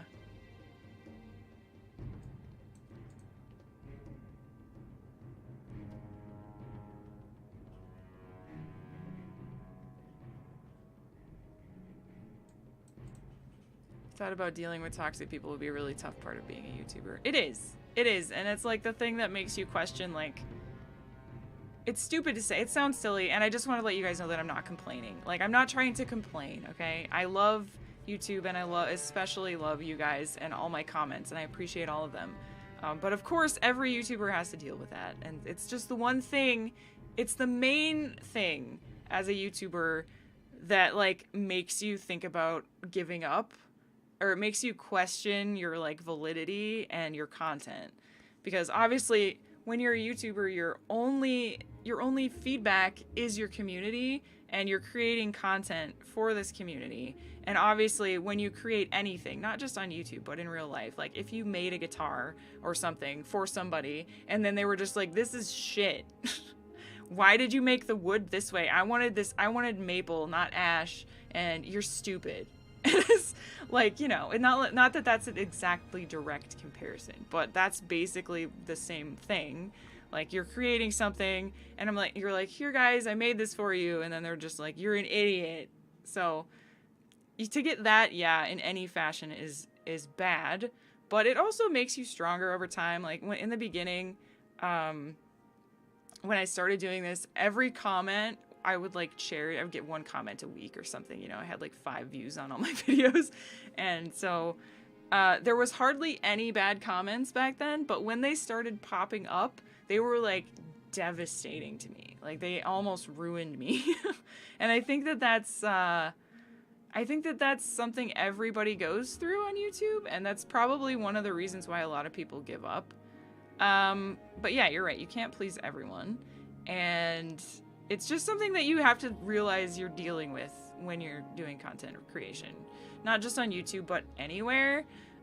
Eventually, I learned to kind of just like shrug it off, and still things do sort of bother me sometimes, but you can never be immune to it. It's always going to be annoying, and the times where it's more annoying is like times right now on the channel where everything is kind of slow and there's not that many comments overall. And then if there's a few that pop up that are negative, it automatically makes you think like, oh no, they hate my stuff, everything's bad right now, and I'm gonna lose all my subscribers and everything. But in reality, it's not real. It's just because people aren't commenting doesn't mean that people don't like your videos. And I don't know, I've always been of the mind that, if something doesn't kill you, it makes you stronger, basically. And for lack of a better expression, it really does kind of make you stronger, because I'm a sensitive person too, Severian, and I've always been very sensitive, but this has definitely helped me. It has helped me build up a wall of like self-confidence, kind of, because the good feedback is more important, definitely. And it's also important to remember that people that don't comment, this is actually something that VariX reminded me of recently when we were like getting together complaining about stuff as something YouTubers do. The people that don't comment are like generally your largest viewer base. You know, not everyone comments on the video. The people that comment, you're going to get a mix of both bad and good. People that are giving feedback, having different opinions. Some people are overly critical, but not meaning to be overly critical. Some people are just trying to be assholes. Other people are just really nice. And then some people just comment saying like, hi, what's up? Or, you know, like just neither here nor there, just want to say hi, which is great. But then there's like, you know, 85% of the people watching the video that don't say anything. And that's like, those are the people you have to remember to, you know, to thank, because not everyone is going to comment and not everyone is going to talk in Twitch chat, but there's people there that are, you know, that still enjoy and watch. So I think that's something that people forget about. Yeah, and 94% of people are like, first!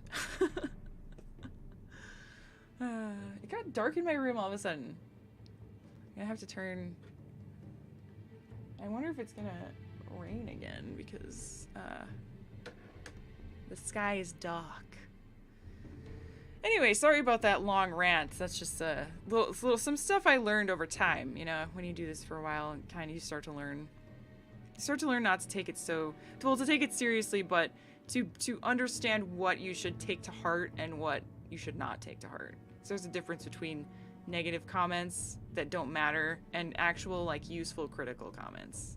And it's hard to pull those apart and like actually take the criticism, especially if you are like a naturally sensitive / defensive person. It's very hard to take that stuff, but you get it eventually. And if you like, that's probably why a lot of people give up on YouTube, is it is hard. It is hard.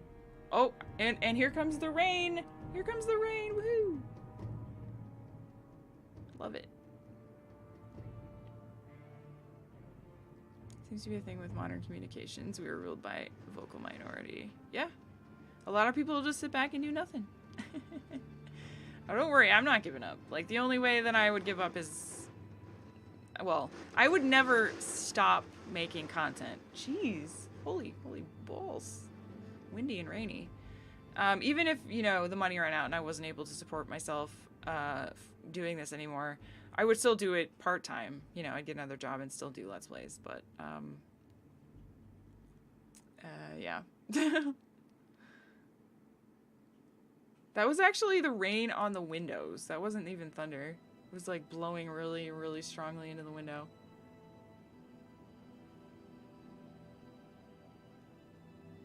It was sunny out before we talked about the YouTube comments. I know. I'm sorry, guys. I don't mean to go on to rants about that, but I felt like that was worth sharing, because I don't want you guys to be discouraged. Whenever I talk about, like, a shitty comment, it's literally just, like, going to work and having your coworkers say something, like, dickish to you, and then you know, you're upset for the rest of the day, but it's not really a big deal, you know? It's kind of like that, but in YouTube comment form, I guess.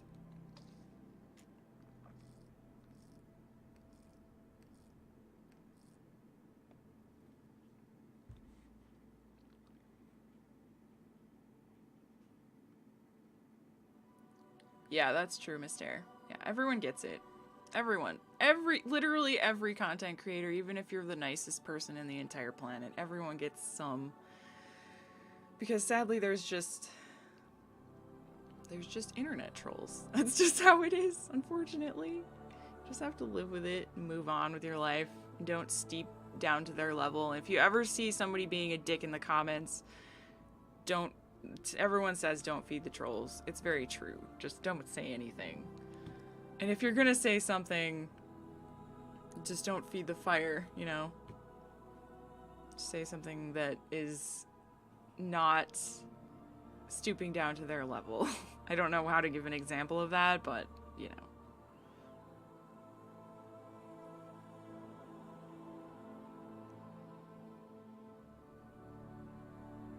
If you can complete the pixel hunts of Dracula 2 and beat the game without giving up, you can do anything.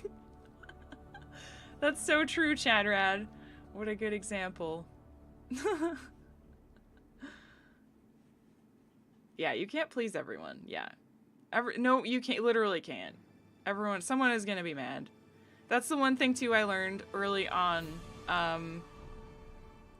Was like every time I would get a negative comment or a critical comment, even like a good critical comment, I would think to myself, oh my god, okay, I have to change everything because this one person must be right. The one thing they said is definitely what I should be doing. Oh my god. But most of the time, it's literally like one person. Like, it's only that one person, maybe one or two people, that have this opinion. But just because they spoke out, that doesn't mean that you're actually doing it wrong and that you actually should change anything. I learned that early on. Like, I went through that in my first Skyrim Let's Play. I remember some comments, like, really got to me, and I was like, oh my god, I really need to, like, change how I'm doing this because somebody told me this one thing, and But yeah, in reality, it's, like, not even worth worrying about.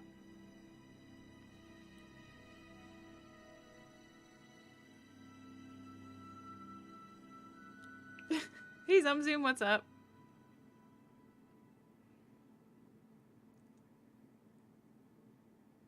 I remember when I got attacked on there for commenting that Bloodborne doesn't look too interesting. Pfft.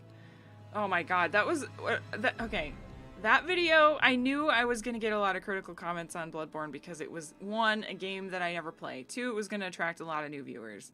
And 3, it's a game that people are either absolutely adore or don't like. So it was not as bad as I thought it would be, but it really, like, I was bracing myself for it. And after the first episode, I was like, meh. Like, there's not enough positivity here for me to keep playing, and I also didn't really like the game, so we're done here. But, yeah, unfortunately, that's, you know, it did it did light that fire underneath the people that, love the game, and, some of them were new and tried to check out a new person playing the game and were horribly disappointed because, obviously, I'm awful at it. I've never played it before. But it wasn't, the comments were honestly not as bad as I expected, so that was good. Thank you, Zombie King. I don't intend to, don't worry. I don't have any confidence issues. I want you guys to know that. I'm just speaking from the heart right now and sharing my experience with you guys. I'm not complaining, and I'm not asking for reassurance or anything. I'm just telling you what's up, man. Hopefully, like, somebody can get something from this. Anyone that's a creator of any kind, you know, it's hard to take criticism in any profession, especially when you're young. I think as I get older, it's much easier to kind of not accept that you're not, like, doing things right, but to accept that criticism and, like, take it to heart and think about it rather than just, like, being defensive and dismissing it immediately and just counting every criticism as a negative.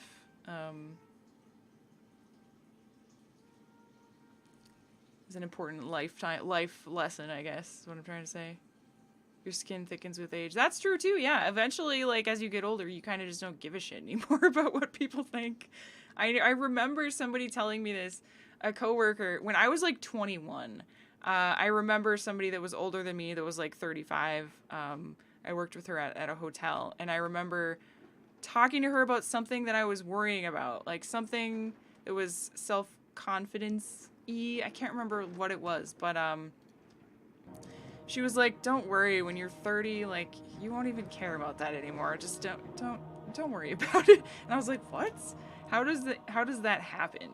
Like, why does 30 count as the age that makes you not care anymore?" But it's actually true. It happened to me. Like, I'm not at the point in my life where I literally do not care about anything that people think, but I'm much more open-minded now, and, you know, I'm open-minded and I'm willing to listen to people better, and like, if somebody says something dumb that is really judgmental towards me or the content I create or anything, or my friends, if they're wrong, I'm just like, okay, you're wrong, whatever. Whatever, I don't care. And then I just, you know, just don't talk to that person ever, and whatever, move on with my life, you know? Whereas like back in the day, that would have cut me to the core, and I would have been like obsessing about it for, I don't know, a month or something. Yeah, exactly. You have more confidence in your own opinions as you have more life experience. That's another thing too. Like as you go through stuff in your life, you're more confident in yourself and your ability to deal with things. And after you've already experienced things, you're like, somebody says something that sounds ignorant to you, you're like, well, I literally went through that already, and I already know what to expect, so I'm not worried about it. And you can't really say anything that will convince me otherwise, because yeah.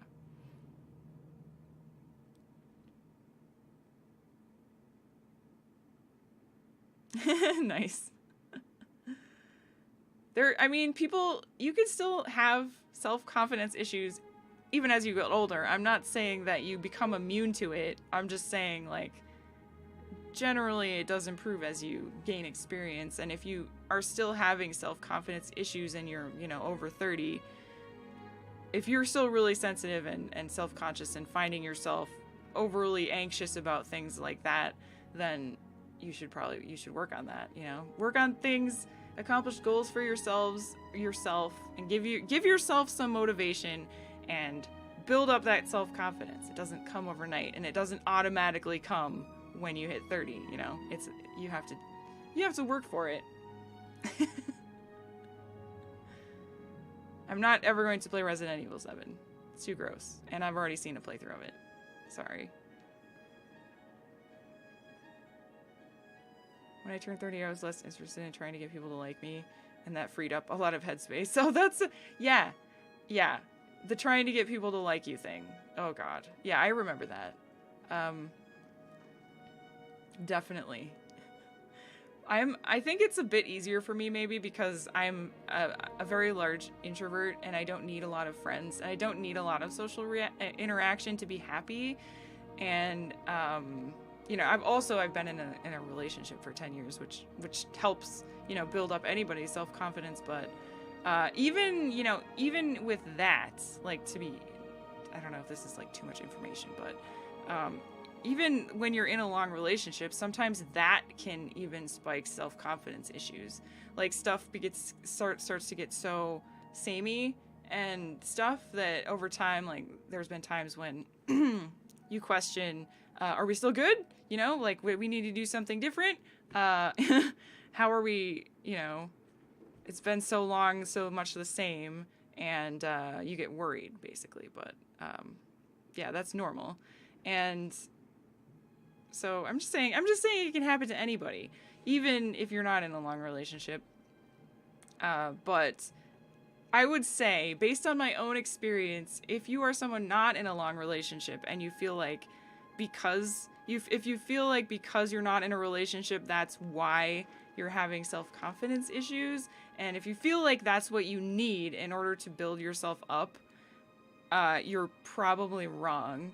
You're probably, like, in order to be happy in a relationship in the first place, you need to have self-confidence, and you need to love yourself first. Otherwise, you won't be happy, even if you find someone that is going to, like, supposedly give you that. You can only give yourself confidence. So I don't know. That's just something that I've learned that is definitely true, and I think some people don't know that, or maybe they know it, but it's just not obvious. When you hit 30, you have to work for everything. Yeah. When you get older, it's easy to balance your own opinion versus other people. And now so old, I take no account of anyone else. Hey, you come first. Make yourself happy first. And then, and then others.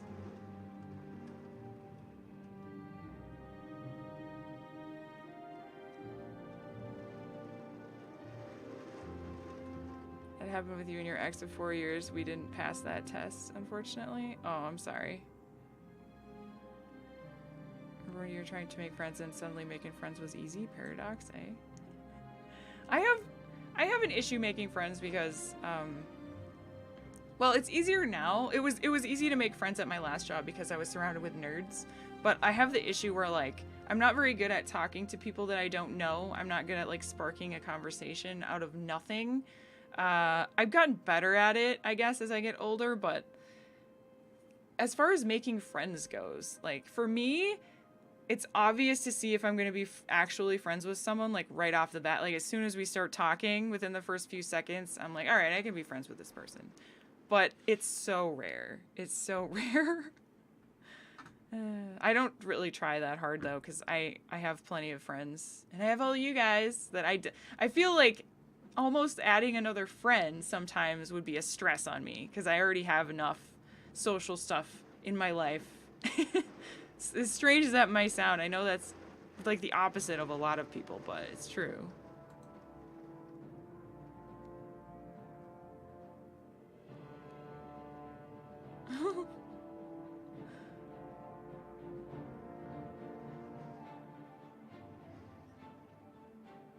Lilia's life lessons LP. Sorry, sometimes I get off on rants on like real life experiences, but I guess that is kind of what this particular stream is all about, just talking about whatever, so it's fine. I also do know for a fact that a lot of my viewers have expressed that, you know, they're depressed or having confidence issues or whatever else in pretty much every platform that I do content creation on. And so hopefully that this, you know, I just hope that it helps somebody. That's why I'm talking about it. I wouldn't be telling you guys this otherwise, just to like share with you my side of things if I didn't think it would help. So I'm just, you know.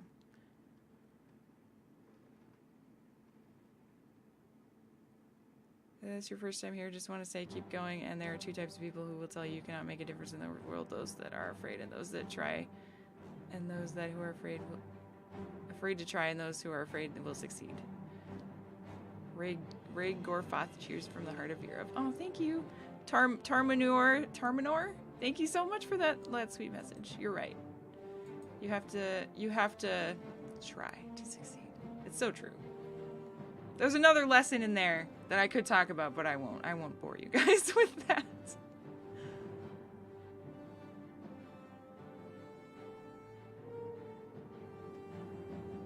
Haven't been able to make work friends very easily. Most people seem to disconnect work from friends where I worked. Yeah, that's a common occurrence for sure. I've always been kind of that mindset too, where I don't really want work friends. Like, I want to be friendly with people at work, but I don't want to ever, like, try and make additional friends from work for some reason. Not that I don't like them, but I just don't want the extra social obligations, I guess, which sounds really selfish of me, but it's just how I am. Like, I don't want to go to all the work parties and stuff and develop, like, you know, deeper relationships with people I work with for some reason. Unless they're, like, amazing and I could see them being like my best friend forever, then sure. But generally you don't have everything in common with people you work with besides your workplace. So I don't know.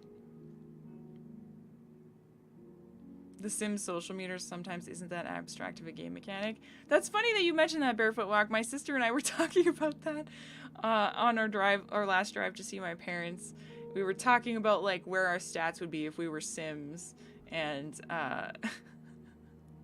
mine is on the social, mine is definitely like very low, maybe one blip, maybe even 0. I don't know. I think maybe 1 actually, because I do need some, but I very quickly get to the point where I've had enough, and then I'm just like, all right, I'm good. I need to retreat back into my gaming bat cave, and I'm good with social for a while now. Thanks.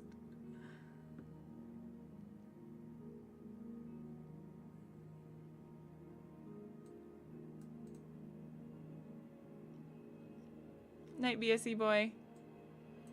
Work friends reminds you of Phantasmagoria too. Oh no, that's a bad sign. Would I ever go to VidCon or TwitchCon or something? Maybe. I don't know. I'm not really into those kind of big gathering things, so I don't know. Maybe if I was really popular, maybe, but it would take a lot for me to go to one of those. It would. I like small gatherings, so maybe if it was a very smaller, tight-knit gathering thing, I might go, but who knows.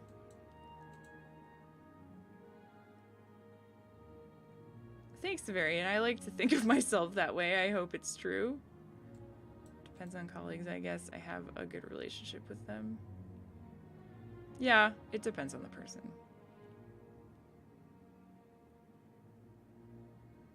I have a coworker who seems to think you have to be friends with everyone because you work with them.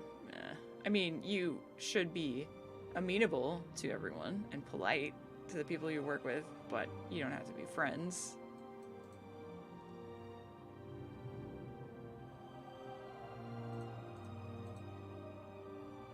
Never made friends at work. I'm always the mindset that I'm here to do a job, not make friends. Job first, social interaction second. Yeah. I don't know. I think there's a difference between like, I don't think you should be a jerk at work. Like, I think that people should be friendly to make everyone else feel welcome, because that really does add a lot to like the work environment in general, and it makes people hate their job less if people are easily approachable and easy to talk to at work, and you know, generally positive. It really, really helps. I've worked in both situations, in a very, very hostile, negative work environment and a very positive work environment. And even if the job is bad and the environment is good and the people are nice, it makes you want to keep going to work even if your job's not great. But if it's the other way around, if the environment is toxic and negative, even if you like your work, you still can go to work dreading being there, because it's just, nobody wants to be around that, you know? And if you get both negatives, where you hate your job and it's a toxic environment, which I've also been in, then you just are miserable. You're absolutely miserable. And so that's no good. Nobody wants that. So in my opinion, everyone should contribute to the positivity of the work environment. You know, just make light of things, even if it's a shitty job. Because then everyone, at least everyone will not feel like killing themselves when they're there. You know?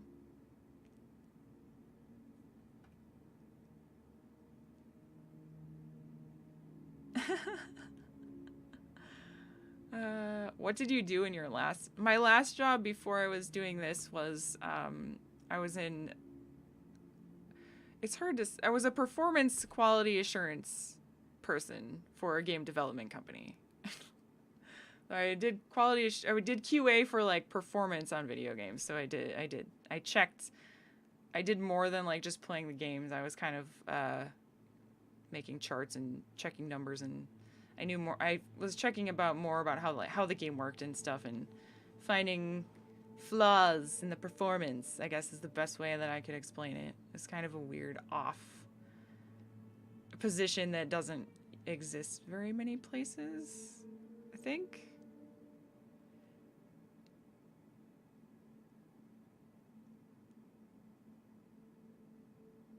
I've done a 12-hour shift job. I worked in IT, but the job that I worked at, I was the only person there for most of the shift. So it was like, it was 3 days in a row, 2 days off, and then 2 days on and 3 days off. And it just went back and forth like that. And it was 12-hour shifts, 6 p.m. to 6 a.m., the night shift. Oh, it was bad. I worked in a server room, and it was awful. I didn't like it at all. It was nice getting 3 days off every once in a while, but ugh.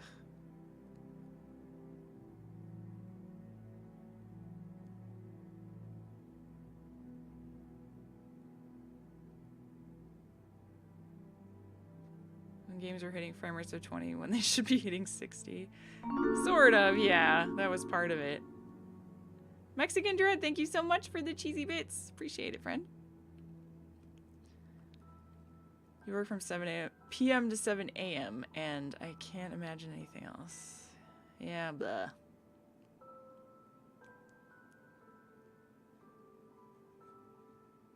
In college, I worked security at a microchip manufacturer from midnight until noon. Midnight until noon? Ugh. I don't know. Midnight until noon might be better than... Well, I guess it just depends on you. I don't know. I really didn't like... 6 p.m. to 6 a.m. was like halfway through the day, you go to work at like 6 at night, right? And then you stay all the way until the butt crack of dawn. And then you go home and you sleep until like 3 p.m. And then you get up and go back to work. And bleh. I'm the kind of person that needs time, like, to myself. I can't be like on the go all the time. I need time to like relax and clear my brain. But there's some people that can just go. I know a few people like that have like 3 jobs and also like manage a business on the side or something and have like 10 hobbies, and they go on vacation all the time. And obviously that's an exaggeration, but you know, somebody who has 0 free time to just chill, I don't understand. I need time for myself to unwind in order to stay sane. So I can't even imagine doing that stuff.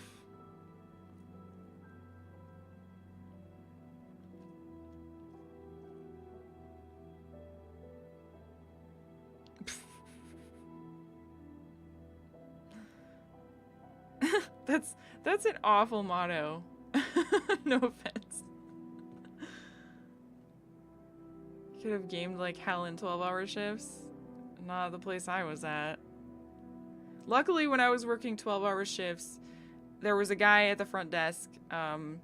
Like I was far back into the building in like a giant server room all by myself with all this expensive equipment worth like billions of dollars, and that were like, it was this I forgot the word for it, but like a storage place for all these companies to hold data basically in this huge room. And I would just sit there, wait for people to call that wanted to like go to their server and check stuff out or replace something, and then I had to run cables all night around the room and climb up ladders. And luckily the dude at the front desk was super nice, and he also played Diablo, and shout outs to that guy for helping me be sane throughout the shifts. And yeah, so I would go up there and like chat with him, but then I would just go back into my dungeon all by myself for 6 more hours. It was very sad. I didn't like it at all. Don't recommend it.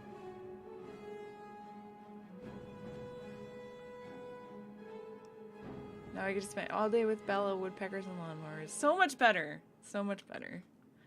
I would pay money to spend... Look at how cute she is. Who wouldn't want to spend all day with Bella? Right? Hey, Bella. She's like, what? I'm sleepy. Leave me alone. I'm totally fine working in a dungeon by yourself. It sounds amazing. Look, it sounds amazing until you do it. It wouldn't be bad. I don't think I would have, like, minded being there, sitting there by myself for 12 hours, because, you know, then I could just, like, sit there and watch YouTube and play games or whatever. But the thing is, like, the work was really annoying, so it was, like, sitting there for 12 hours and then dreading the phone calls. It was one of those jobs where, like, it was customer service, basically, but by yourself overnight, and like things could go wrong, and all the stuff you were working on was worth like $10,000. So if you drop something, rip your job. And also you're by yourself, so you don't have any help. Like you can't call, well, you could call help, but like the help was just some dudes behind a front desk in some other state.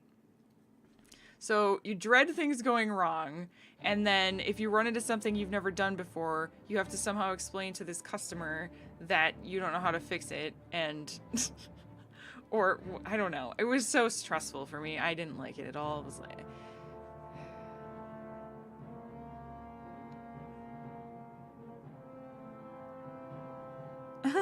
looking for a torch.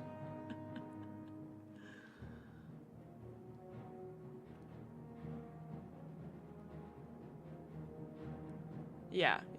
It was anxiety for sure for me. It's not so bad. Like, I didn't mind the job, it would have been much better if it was during the day and I had someone, if I had like a boss or someone above me with more knowledge that if an issue did come up that I wasn't familiar with, then I could ask. But I was all by myself for 12 hours. And so I just sat there kind of like hoping nobody would call the whole time. Please, nobody come here today. I don't want to run into something I'm not used to.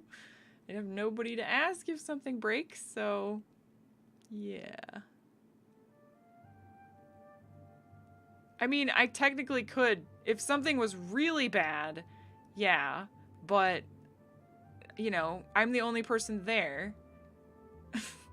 So I would be waking somebody up and then they would have to come in, and nobody wants to do that.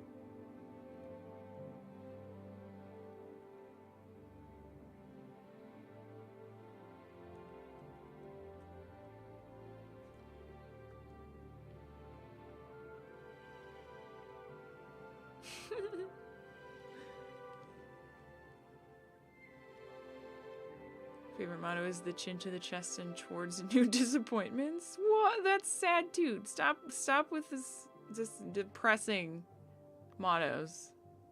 I don't like them.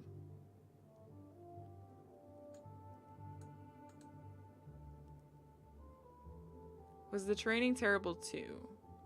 I don't remember the training being terrible. It's not that people weren't willing to train me. Like, I was trained, but you know, it's one of those jobs where you learn as you go. It's an IT job, so anyone who works in IT, I'm sure will understand. You can't, like, just teach someone everything that might possibly go wrong.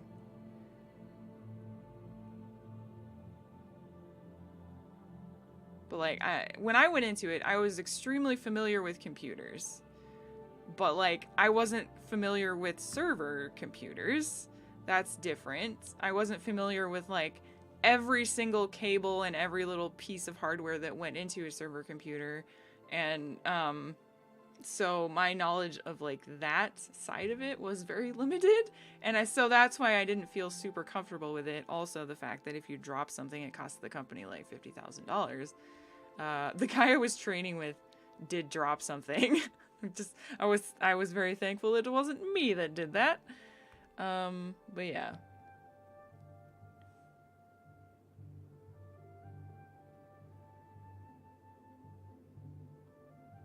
People got woken up all the time on my server floor, not necessarily, but it was part of the escalation process. Like, they fell asleep on the job?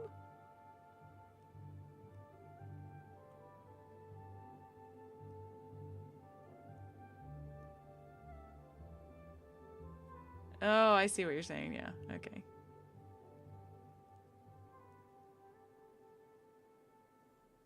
Yeah, he dropped a server, yeah.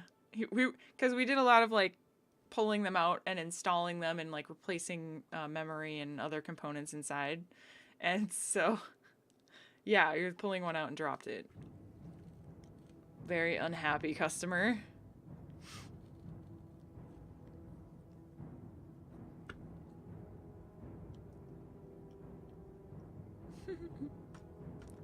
Have I missed any cheesy questions?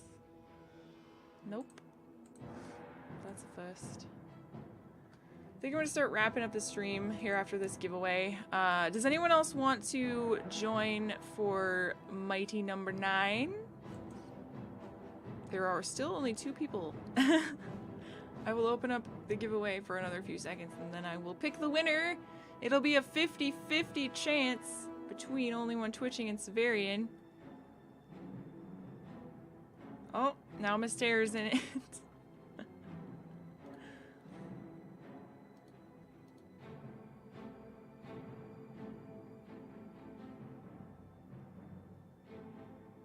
Type exclamation win cheese to join.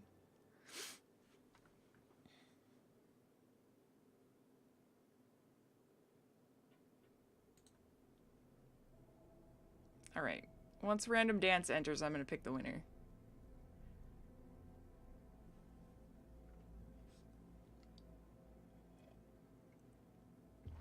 Okay. Oh, now more people are joining. Okay. Alright, we good now? Everyone is in that wants to be in? All right, here we go.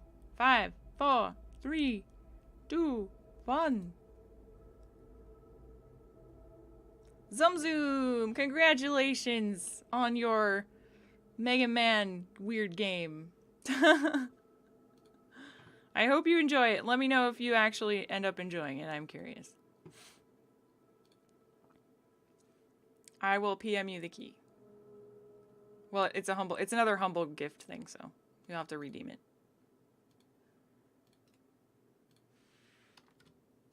There you go.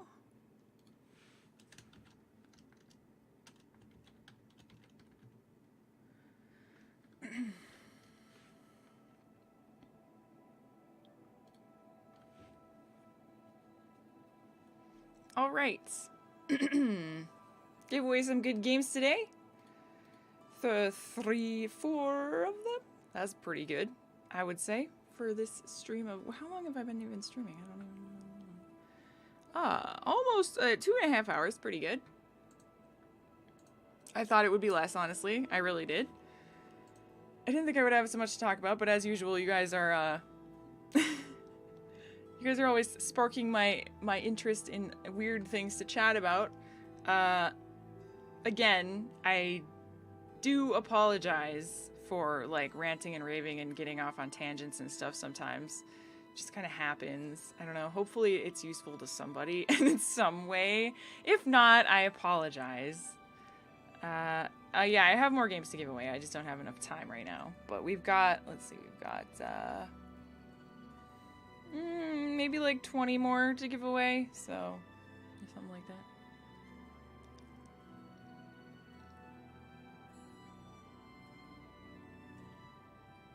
The core blimey conversation really carried the day. I like that one. That was my favorite. You love the ranting and raving? Well, that's good. If you want to donate games, thank you. You can just PM me the keys at whenever you want, or more guests, or Berrygrave. They all have access to the spreadsheet. The Discord mods, you know.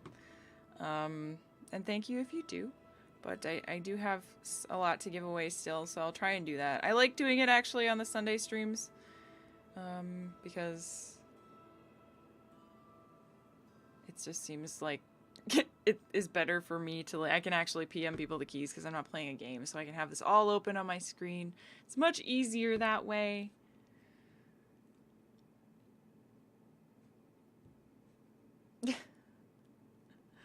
So tomorrow, guys, retro. I don't know what game I'm going to play yet, but I think I'm going to try either one game or some games that we've never played on stream before, and I am going to try and use Dorgo because it seems to be working very nicely right now, and I do have a lot of games that I want to try, old games for Windows XP. Cannot wait. It's not going to be Mighty Number 9. I'll be honest with you, that game does not look very fun to me, so I probably will not play that. Also, the Patron Let's Play, there will be a poll up for all of you patrons to vote on directly after the stream. I will create it. So the 5 games are going to be Kentucky Route Zero, XCOM 2, Horizon Zero Dawn, Blackwell, and The Dark Eye Chains of Satanov. So yeah, all patrons can vote on that in a minute. I'll also link it in the Discord for you guys. You could play Pirates. It's something out of the box and classic. Pirates? Which Pirates? Like, is there a game that's just called Pirates? I don't know about that. I know about various pirate games. Like Sea Dogs. Oh, Sid Meier's Pirates? Meh. Maybe. I feel like that's just an inferior version of Sea Dogs.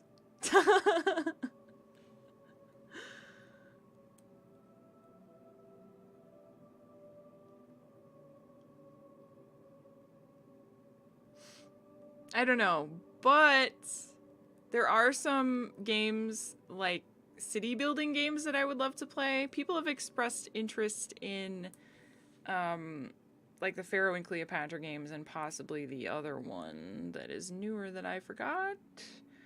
But I do love those games, and those would be good games for streaming because I could talk at the same time. They're pretty chill. But I do want to dig into those, have them. I think I have the discs, maybe yeah, I think I did. But I also have them on GOG, and they will work very well on Windows XP. Okay, I've played Pirates.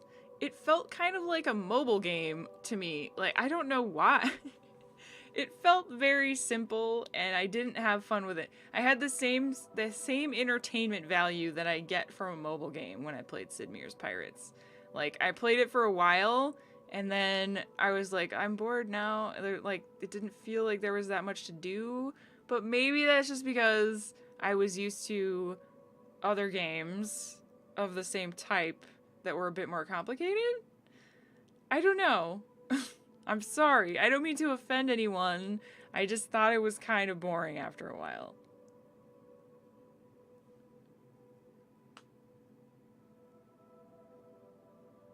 Oh yeah, thanks Barefoot. Yeah, I will be actually starting that pretty soon. I don't want to start playing Arcanum though this week because I'm going to be playing Kingdom Come on Thursday, which is going to be kind of a new stream series, the DLC. But yes, Arcanum will be the next like let's play besides from Witcher 2 on live stream. I just don't know like exactly when I'm going to start it, but yes.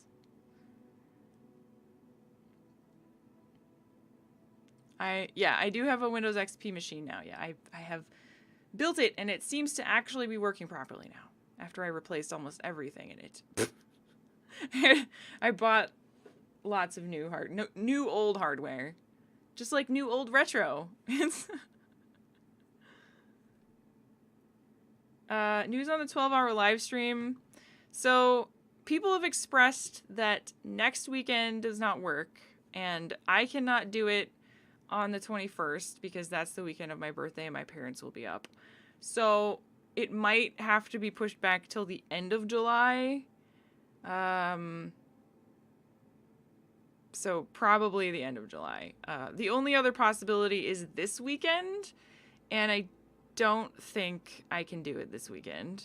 And also I'm not prepared to do it this weekend, so probably not this weekend, because I would like to give you guys more of a advance notice, you know? I don't want to be like, okay, I'm doing a 12-hour live stream tomorrow. I'd like to give you guys a couple weeks notice, so probably the end of July.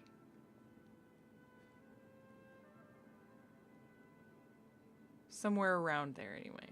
You can sort of expect. And it will be a Saturday, just so you know.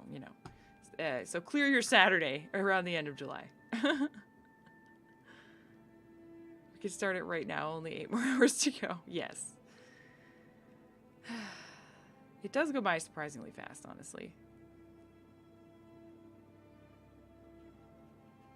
Someday, yes, it will happen. Don't worry. Gothic 1 and 2, yes, I will play those in the future. I do love the Gothic games. They're good.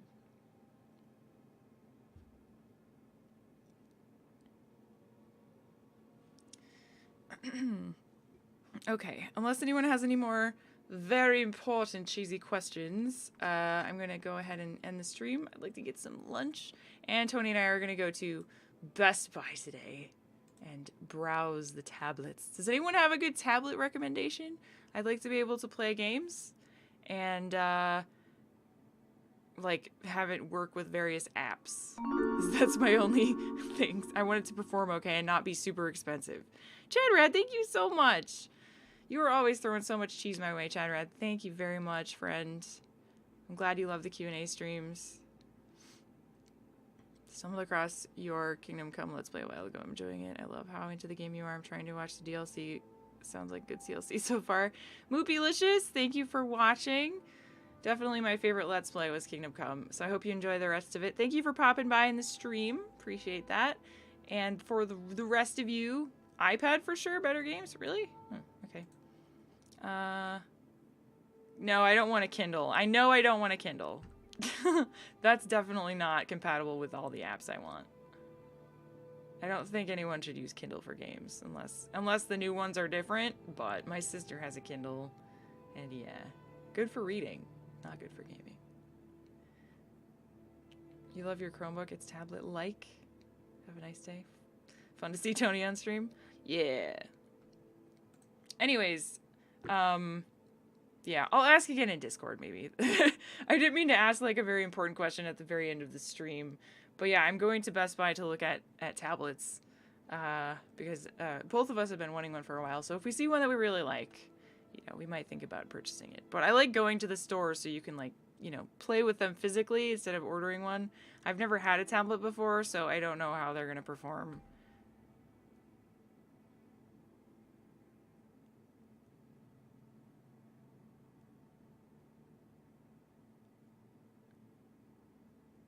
iPads have more high quality games.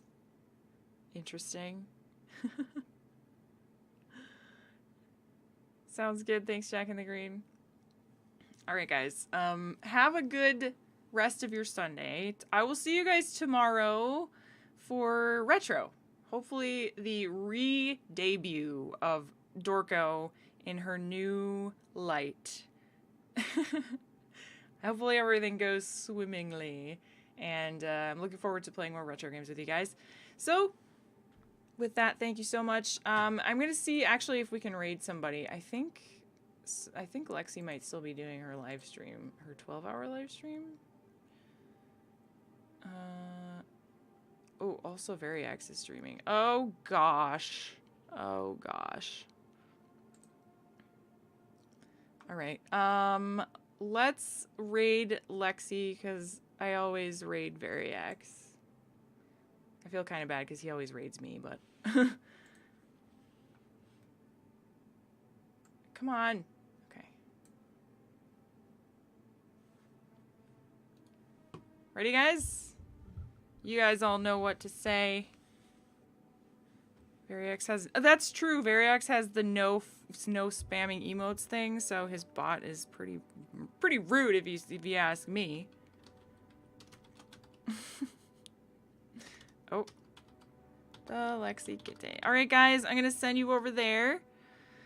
Show some cheesy love for Lexi, and I'll see you guys tomorrow. Bye! Stay cheesy! And stuff. Love you guys. Bye-bye.